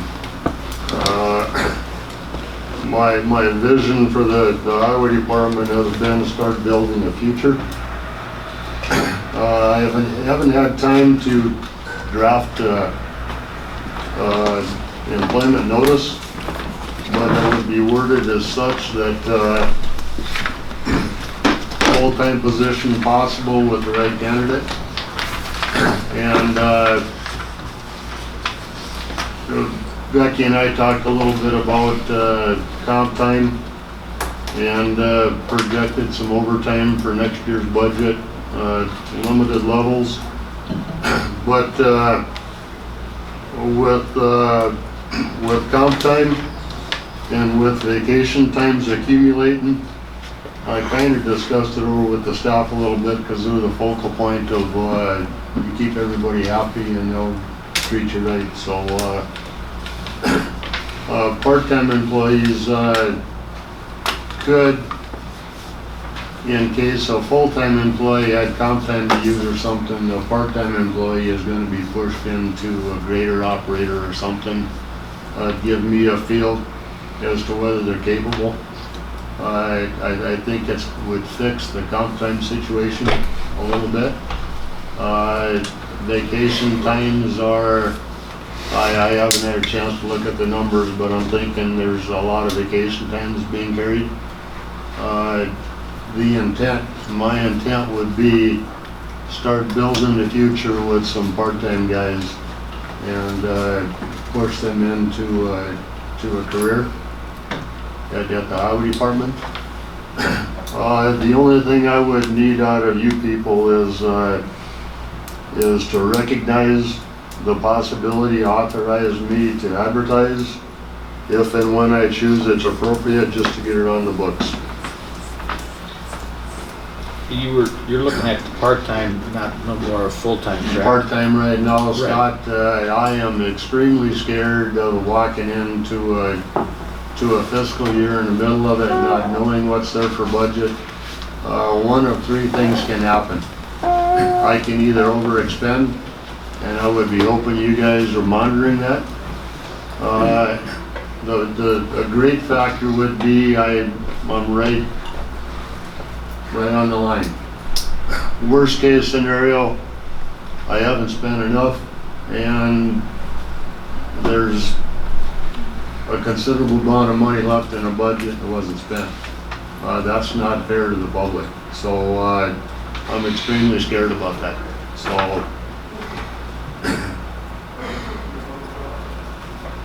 So if you consider right at this stage of the game, the possibility of advertising for 2 part-time employees, I think that's a good move. Yes, Jamie. Just for some clarification too, is would they be, rather than part-time, would it be better just to say 2, like 1,000 an hour per year employees? That way you could work them, because I know like that's how Ryan did it in the landfill, where he created that, rather than a part-time position, create a part-time position that was like 1,000 hours to address some of the benefits issues.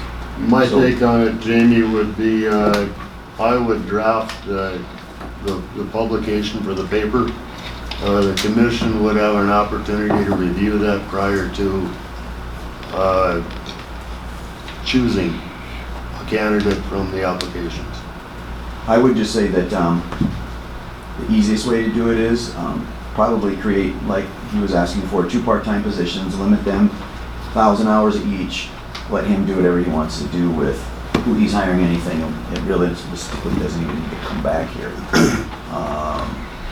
If you're confident on what he's doing that way, he can have that person. Because you may run into, the only thing I'm trying to do is avoid it where you have someone go on vacation for 3 weeks and you need to bring in your part-time blade operator, and they're working 40 hours a week for 3 weeks. But they're still full part-time employees, so if we do it that route, I think that may be making things easier. And then also we should change, just like we were talking about in our last thing, because right now in your staffing you have how many part-time employees? 2. So you change it to 4 part-time employees. And you do that by resolution, just like, and that way we know how many positions are out there. From my memory of the personnel policy, there's part-time seasonal part-time permanent, I believe. Yep. And These would be part-time permanent though, right? if the right candidate. That's what I was gonna Yes, get, yeah. that's what I was gonna get at is, like, right now for this other resolution for these other ones, we got, for sheriff's, or example, we got 1,040 hours per position per year. So, but that's the other thing I was gonna bring up, seasonal or non-seasonal. I wouldn't call it seasonal, I would call it per year. 1,040 hours per year. And, Yes, Jim. and I don't know the answer to this. I think we have a legislative audit guy here, maybe he can answer it. But I'm just trying to set it up so we can allow him to be the most flexible. Because if he is, we have two non-seasonal employees, could we then, and all of a sudden she's been working for 4 months, but we only have budgeted 2 seasonal part-time, can he then let that person go off for say 1 day and then bring him back as the part-timer for the next 6 months or whatever? I don't know the answer to that, but that's something we should look into. So that way we don't run into part-time versus full-time and seasonal, non-seasonal and that kind of stuff. Because realistically, we just want to be flexible so he can put in whomever he wants, however he wants. Yes, Bobby. I think as far as benefits go, isn't it like based on 12-month average working? It depends on which benefits you're talking about. There's certainly, one of the things, of course, is Fair Labor Standards Act, which always comes into play. Anytime that you've got that, you want to make sure that you're not crossing any rules on that. Now, from the standpoint, if you put it out there as a part-time position, 1,040 hours, no benefits, the employee knows that coming in, and it's scheduled based on availability or need, from that standpoint. So I don't believe it would be too much of an issue. Again, it's best to check with your providers, South Dakota Retirement System, just to make sure that they're clear. I know that other counties have similar situations, so I think it is a doable situation based on your definition. Thank you. I have an opinion that I think the personnel policy already has that separated. Unless it's changed since I've been The here. part-time, It had limits of hours of work. right. Yeah, because like Jerry was 1,400, Gerald was 1,040, I think, or 1,100. But I was just getting back to saying that it would be the most flexible if we, like you said, 2 part-time positions. You could fill it with 1 person or whatever, but definitely change it in our personnel policy because that's where all of our staffings are. And then just let him make the decision on how he wants to fill those hours. Are you just gonna write something up and bring it back to us, Gary? Is that what you wanna do? You would,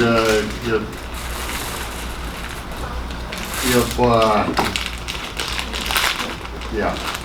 My suggestion is to give him the authorization to start the process on 2 part-time employees.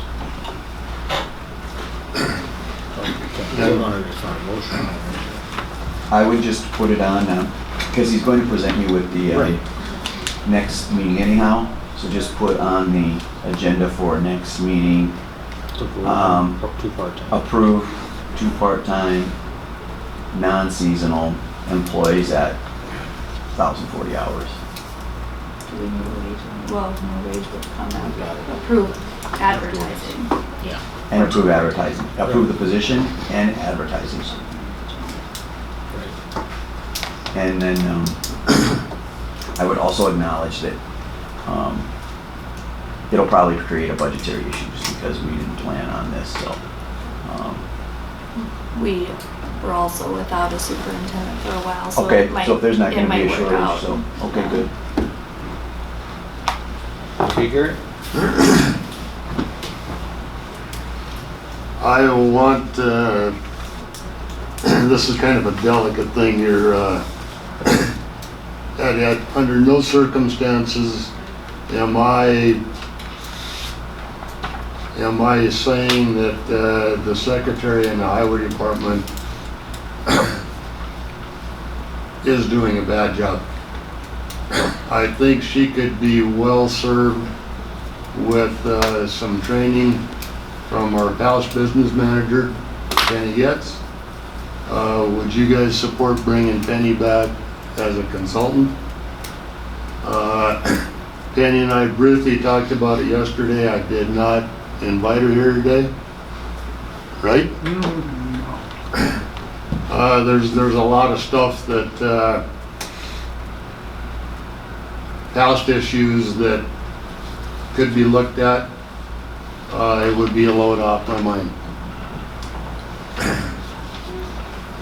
What we talked about yesterday, Penny, are you willing to provide that service? Yes. If you're willing, I'll ask her to come to the table. Okay, what are you looking at though? I'm looking at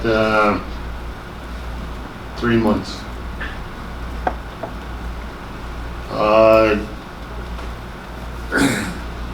And it's delicate that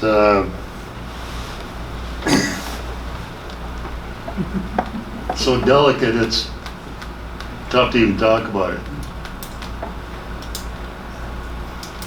What's the rest of the commission feel, I guess, before we go any further? If you're looking at it, what then we would do is, again, if you want to do it on a consulting thing, would it be 40 hours a week for 3 months? Is that kind of what you're thinking, Gary? Or should we just do a consulting contract for so many hours? Not to exceed limit? Yep. Price? Can Yep. that be determined in a meeting? What the best thing to do is I would assume you kind of want to expedite this as quickly as possible. Uh-huh. Put it on the agenda for next meeting, hire a,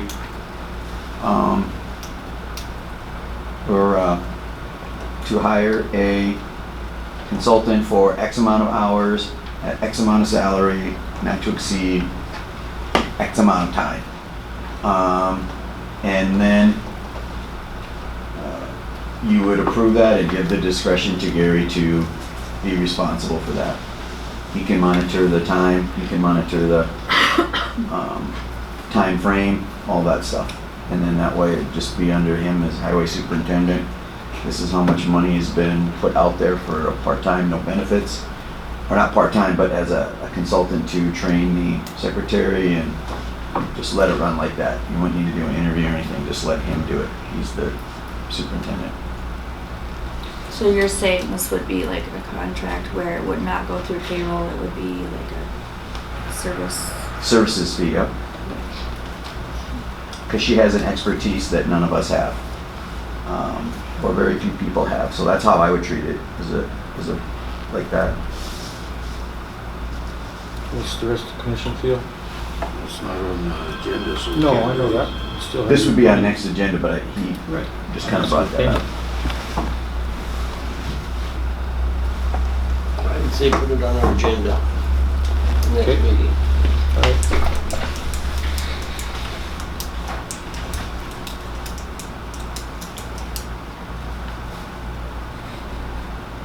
Oh, damn. But when you do put it on the agenda, Gary, just have everything, get a hold of me, and we can probably get an agreement drawn up. So that way they can just approve it right at the meeting. Or we can make any modifications, if that's all right with you. That way it's done next meeting. I don't want to muddy the water, but could it be simple, a reinstatement of, since a resignation, I believe, occurred? I guess is the goal back. Well, she's an appointed position. This is going to more of a professional or a contracting But- thing. Like I was saying, the option of reinstated as business manager since there was a resignation. We would have to, we no longer have a business manager, correct? Or do we have a full-time business manager? I don't think we have a full-time business manager. So that would be the problem, is we don't have that position created. I just wanted to Correct. throw that out. I just there. want to make sure that we're on the same page, because right now, it's my understanding, we have full-time highway superintendent, full-time secretary, And then that position was done away with when we went to the 2 separate jobs. Is that right? Yes. Which is clear as mud for everyone, I think. Yeah, I would just say the easiest way is to just get a hold of me with hours, dollar amount, all of that. Put it on the agenda. We can just bring it right into the commission for them to approve. And then it's all at your discretion.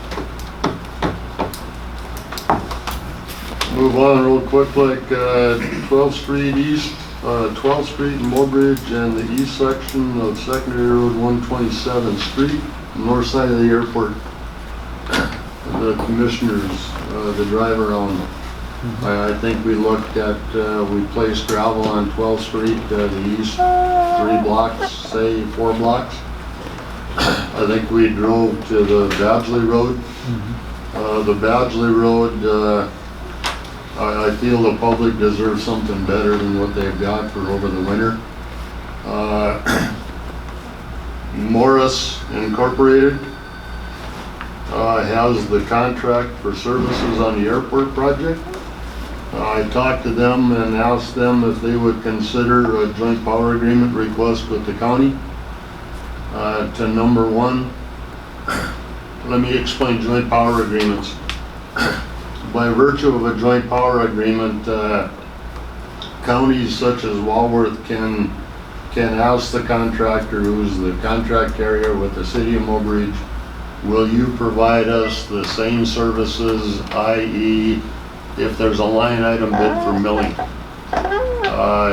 that's incorporated in the original project.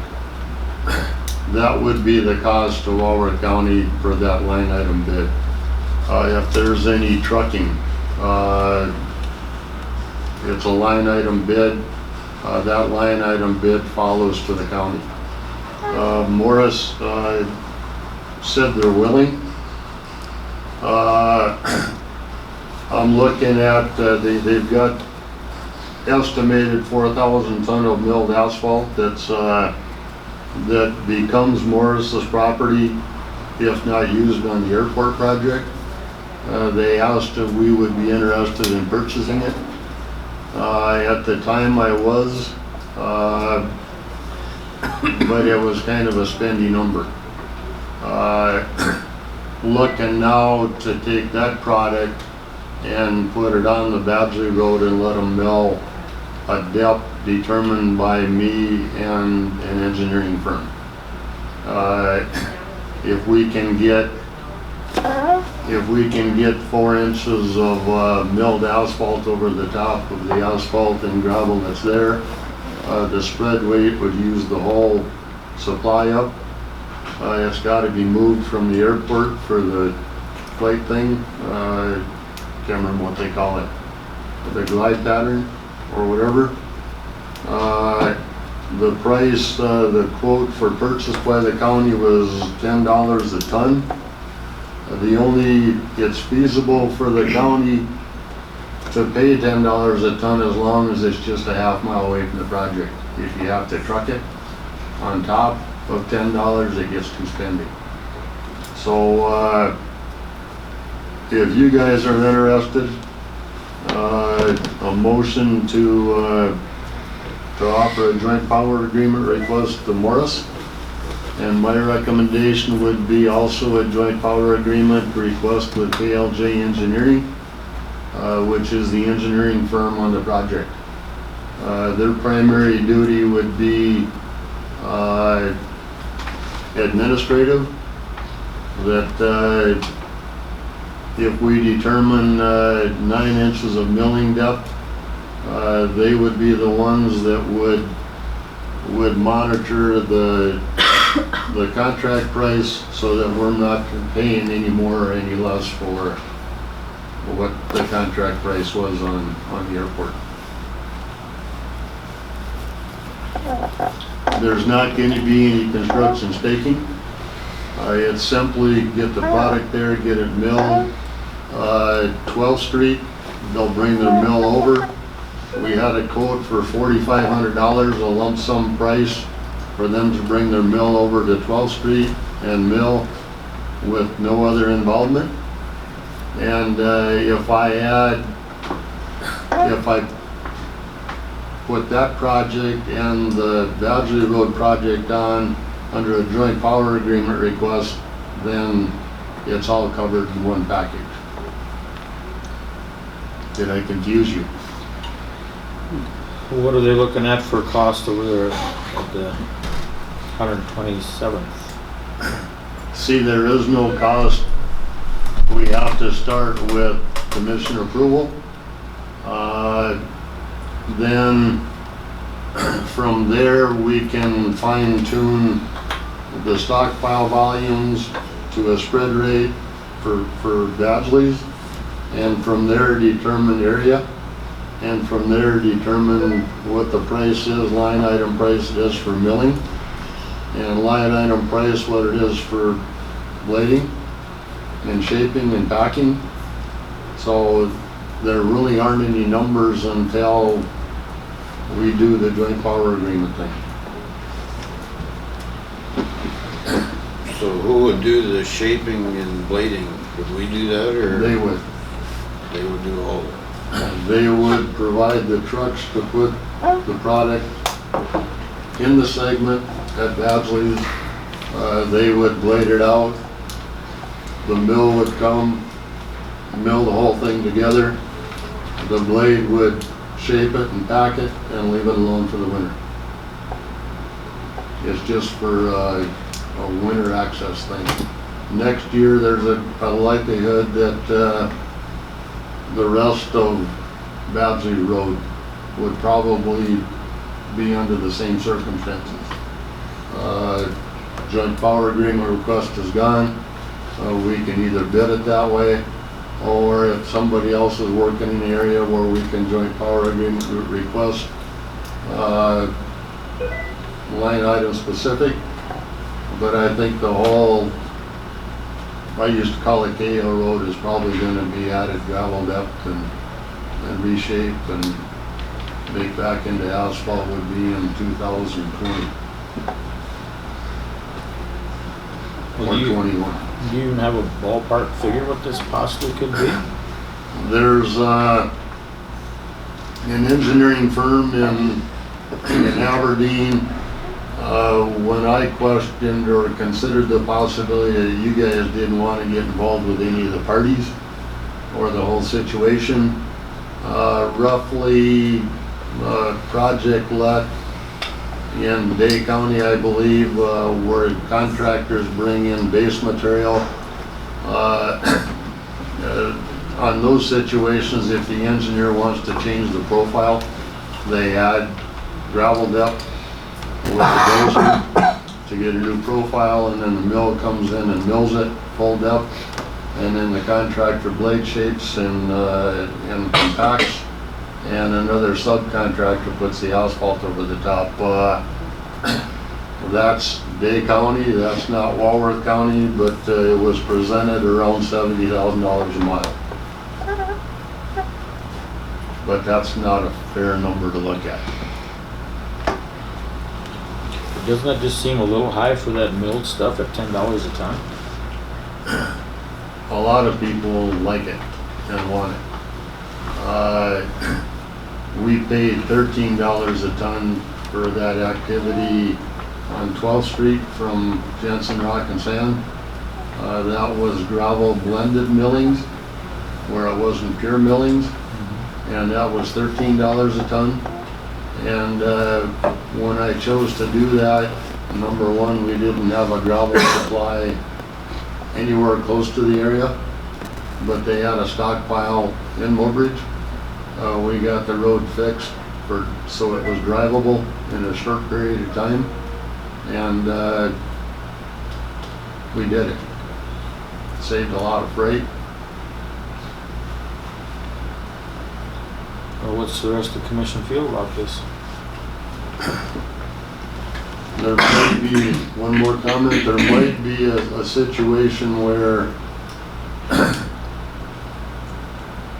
we may have to purchase the 4,000 ton just to be in compliant with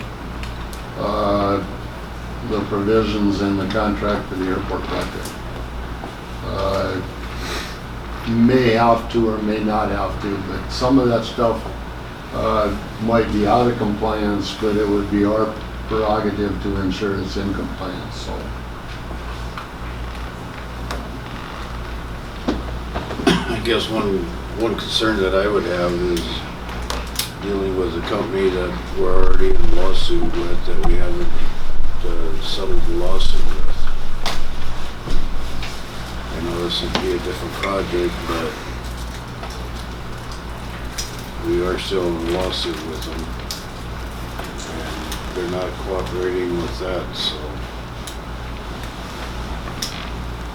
That would be one of my concerns.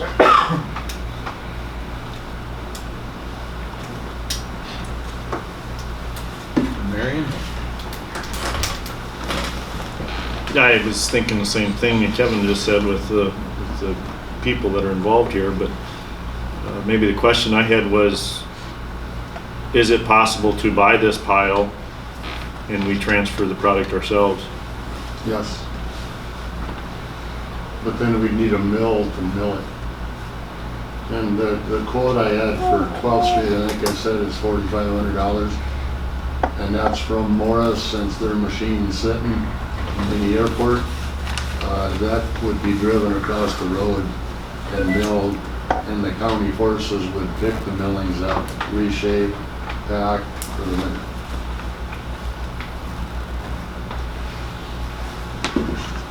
Jim? Time for all that? It would be convenient if the contractor would do this.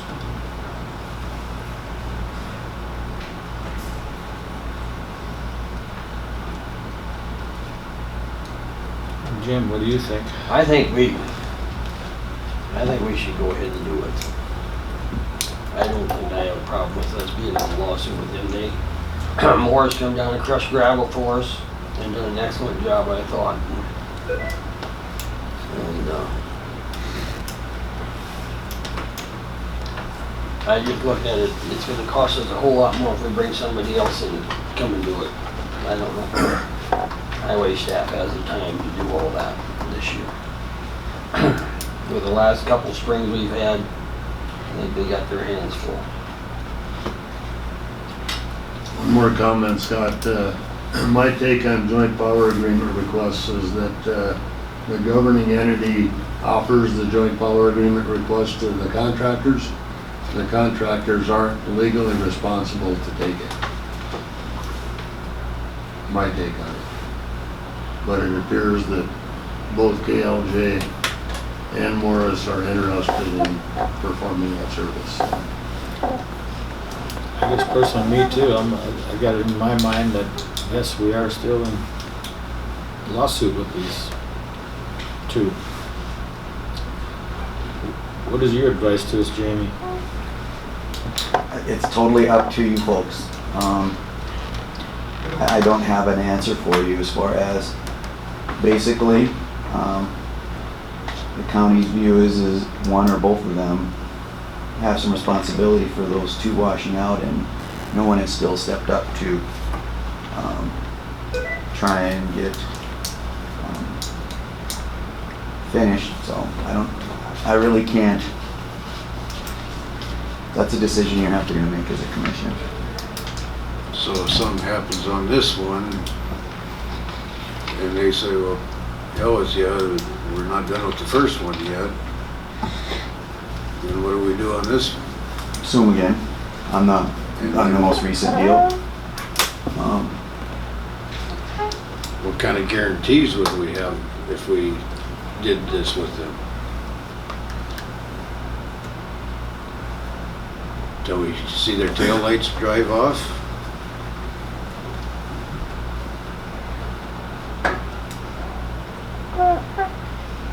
That's basically the guarantee we got the last time from them. As long as you could see their taillights, but once you didn't see their taillights anymore, they had no responsibility whatsoever. That's why I brought it over. Feel free to make comments. Do you know what it would, roughly what it would cost to bring a different milling machine in? I mean, as far as, The only, since I requested the quote to mill 12th Street, the price came $4,500. It wasn't X amount per square yard. That tells me that the contractor might be throwing some mobilization cost in. You would go to assume that the mobilization costs are real minimal because it's right across the road. You know, if you would bid it and the entity is from Minnesota, the mobilization cost would be a lot higher than one that's already sitting there. You know what I'm saying?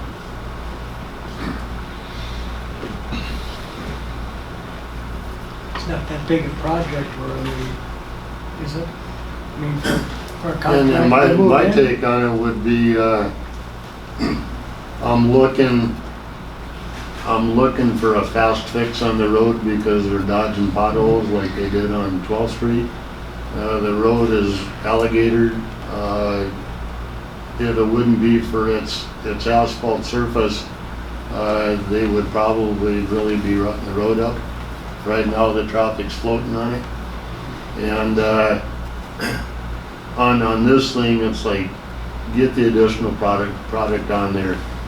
Get it milled in, blade shape it with a crown, and the additional millings blended with the gravel base and the existing surfacing will provide a stable foundation for over the winter and give them a road they can drive on over the winter. So.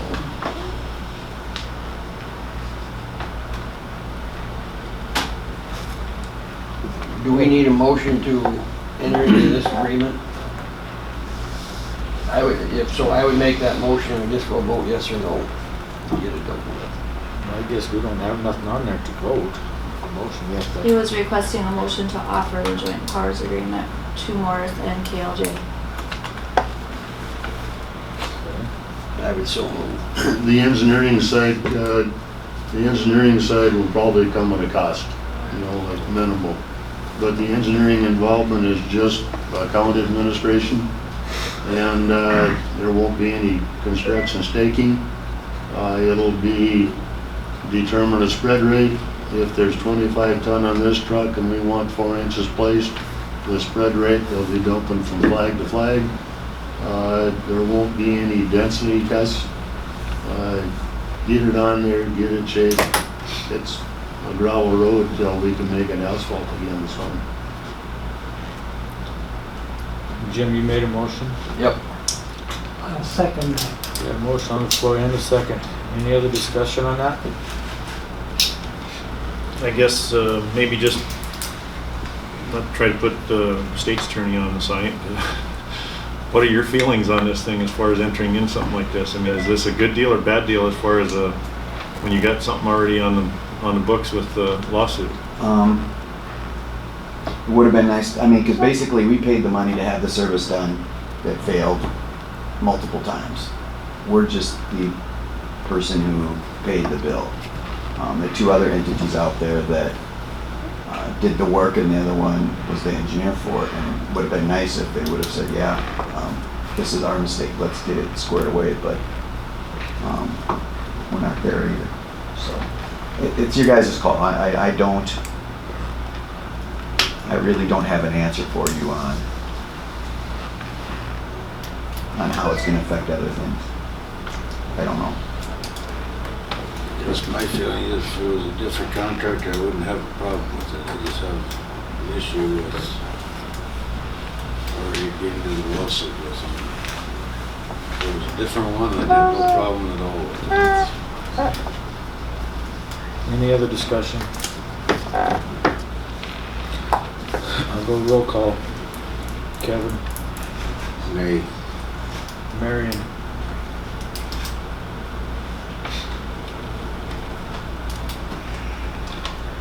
I guess I'm gonna say nay also. Jim, Yes. Davis.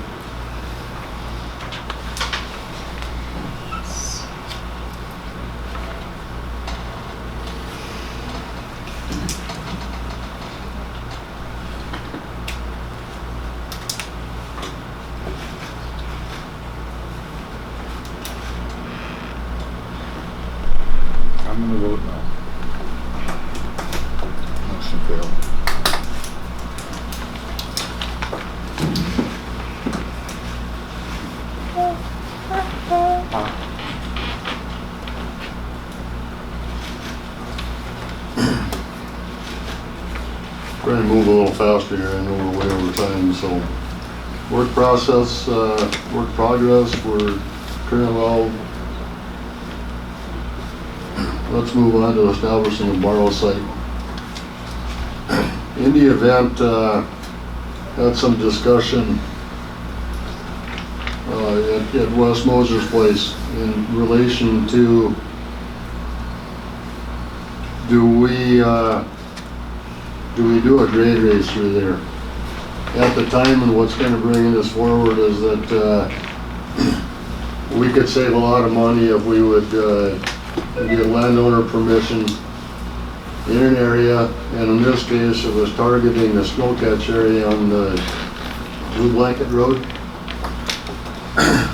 where we could bring a scraper in and a dozer and provide the dirt to do a grade raise over the flooded area east of West Mosers. What brought this about is that I discussed the possibility that the county could pay him for X amount of cubic yards or how much a cubic yard for dirt. And in the event there was crops there, the county would pay for crop damage. What's your take on that? I think I proposed $1 a cubic yard for material. It's likely not, at this stage of the conversation, the communication at this stage, it probably isn't going to happen, but if something else pops up to where I propose using some borrowed dirt from private property to do grade raises, you want to do that on an individual basis, or you want to set a rate, or? What kind of rate are you thinking? I was thinking $1 a cubic yard. To me, I think it should be your discretion there. I mean, I don't think we need to discuss every one. I guess that's my opinion. You should. It's going to be time consuming, but I proposed opening, digging the Blue Blanket Road open to allow for drainage of the slough that's overtopping the road. We did an informal survey. I have to commend the public. They were all supportive. Nobody was against it, but considered opening Blue Blanket Road up to a depth of about 18 inches to allow the water to leave the slough and bring the road out of water. All in all, I think it's in Walworth County's best interest to not pursue draining any sloughs. The public support was there that it appeared that if we open it up, there may have been some, you could see it on aerial photos, that some drainage probably has occurred. But in a situation like that, we're taking a body of water of its own, a slough, and putting it into, in this case, Blue Blanket Lake. That would impact thousands and thousands of acres. And all it takes is one party to recognize that by our action, maybe the lake rose 1/8 of an inch, which may have caused structure damage. It's in our best interest to stay away from draining sloughs, So you want to do that on an individual basis, that if and when it occurs, or give me some kind of a number?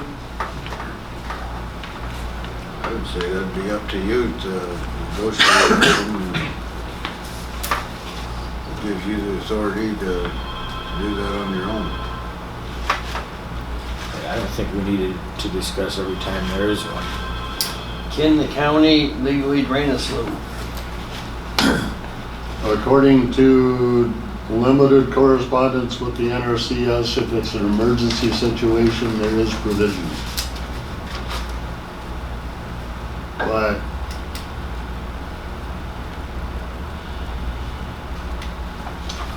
I would have a hard time determining there's an emergency situation. Obviously, some guys are gonna have to go around with their harvest stuff. I think in order to get to Charlie Salverson's, somebody from Glenham would have to go to the Bethany Church Road and around that way. Which wouldn't be tremendously dangerous. There's no chance of liability to the county just because they, unless you want to comment, if they have to go 7 miles around, there's no liability to the county.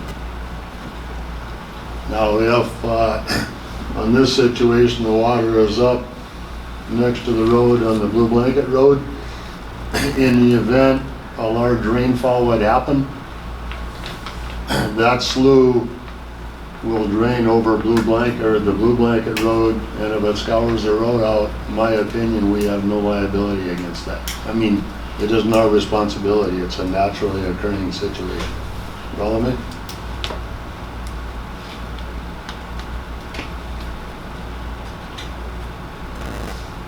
Any other questions? That, we're blade patching area of the asphalt roads. I did get a quote from Jensen Rock and Sand for $70 a ton. My interpretation that we can spend up to $25,000 buying asphalt. I need to check with Jensen Rock and Sand and see if that's like a state bid price or something. Yesterday we did $6,500 worth of asphalt material. I have projected using 200 tons. I think that projection is probably going to end up to be 400 or 500 tons, and which will take us over the bid limits. But if Jensen's provide me with, if they can provide me with it, that's a DOT quoted price, where somebody entity has bid it already, or we can go over 25, so. How are we coming on patching all the potholes on the asphalt roads? It's spendy, but the potholes are pretty deep. We're hand patching the ones that aren't large. The ones that are large, we're tacking it, dumping the asphalt material and blade patching it, so. Just a quick comment. If we go too early on blade patching that stuff, and the sub base by virtue of the surface being destroyed and aerating, if the sub base is still wet at the time we blade patch it, the likelihood the patch isn't going to hold. If we go too late and get into a seasonal limitation thing where it gets cool, it's harder for the grader to lay it, and so we're trying. I've been getting a lot of calls, and I was like, when are we gonna get to this road? I said, call Gary. Yeah. The LGP dozer that we discussed, I think I'm gonna sit on that. New price was somewhere around that $319,000 mark. How I'm operating this is like I did in 96 and 97, that if there's FEMA money that comes in and used to offset costs of projects, it can free up some budget money or some cashes for purchases. So Swan Creek Bridge, that should say 5.5 miles west of Wachowska. It's a pony truss bridge structure that was abandoned, I'm going to say around about 93, and barricaded closed. that's fallen into the creek. I think I probably said something about that before, but I'm looking at putting together some kind of a contract thing to have somebody come in and remove it out of the creek. I had checked with the game fish and parks to see if they'd be interested in salvage or like walking path or something like that. They informed me this morning that they probably wouldn't work for them, so I'm planning on late October, early November having somebody come in and get the structure out of the creek. It's causing some scour damage on a rock crossing there. So that's for your information. Drainage issues.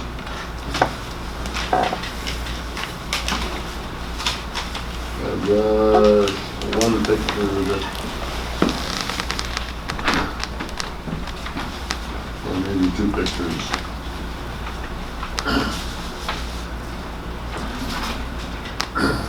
The depth, that's the discharge end of the pipe that is between Les Mandernack's old place and Beeman's place. The cattle house. The water has scoured the channel to a deeper elevation. I think the actual footage, 2.5 feet, the water's dropping. That's taken the scour onto the private property side, and that's saying it's because of the culvert draining. But I've talked to a couple NRCS board of directors people, and in that case, our hands are kind of tied. That how do we reestablish a flow line so the water doesn't do this, it flows, because the scour has occurred well out on private property. A couple landowners I talked to indicated that they can't cross their creek anymore because of the scours that I'm saying are naturally occurring. The board of directors people, I commented that it may be time for the NRS to look back at instituting the waterway construction thing. This is just conversation at this stage, but our hands are kind of tied on making improvements to that. So obviously you can't lower the pipe 2.5 feet lower, and if you did, you're reestablishing a flow line to the private property side that, so if you talk to anybody, I'd definitely love to hear comments from the ag sector. Gary and I looked at that the other day, and you can see the conduit for the phone line. That's exposed. We got some of them on the Swan Creek Road too, not out to the property line, or not in the outside of the fence, but out of the right-of-way line, you know, probably 3 or 4 feet deep. And my point is that there's silt on the inlet and there's scour on the discharge. You could take the silt from the inlet side and transfer it, we're talking working in right away, and transfer it to the scour side, but it's not going to stay. Right. It's going to wash out. So I would hope in the next year or two that there'd be a concerted effort to really address waterway stuff. So In them pictures that you sent around, is that something that, just to protect that culvert and stuff the way it is that something that we should be looking at putting some big rock or something in there, or what's the? Number one, if somebody leaves the road and goes and they hit the, we have a liability.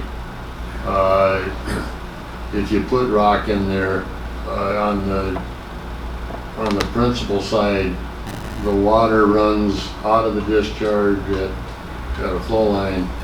It hits the rocks, it's going to filter through the rocks and come out at the flow line where the dirt is. I think placing rocks like that is probably just as much of a liability, and especially if you put the rocks in 2.5 feet deep as referenced on the grade rod, there's nothing holding them rocks from going out onto private property. Understand? Any questions? Thank you, Gary. Thanks, Gary. Thank you.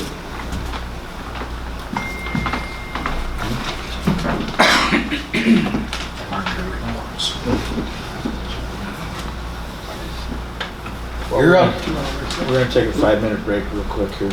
We'll be here in a little bit after, so do it now.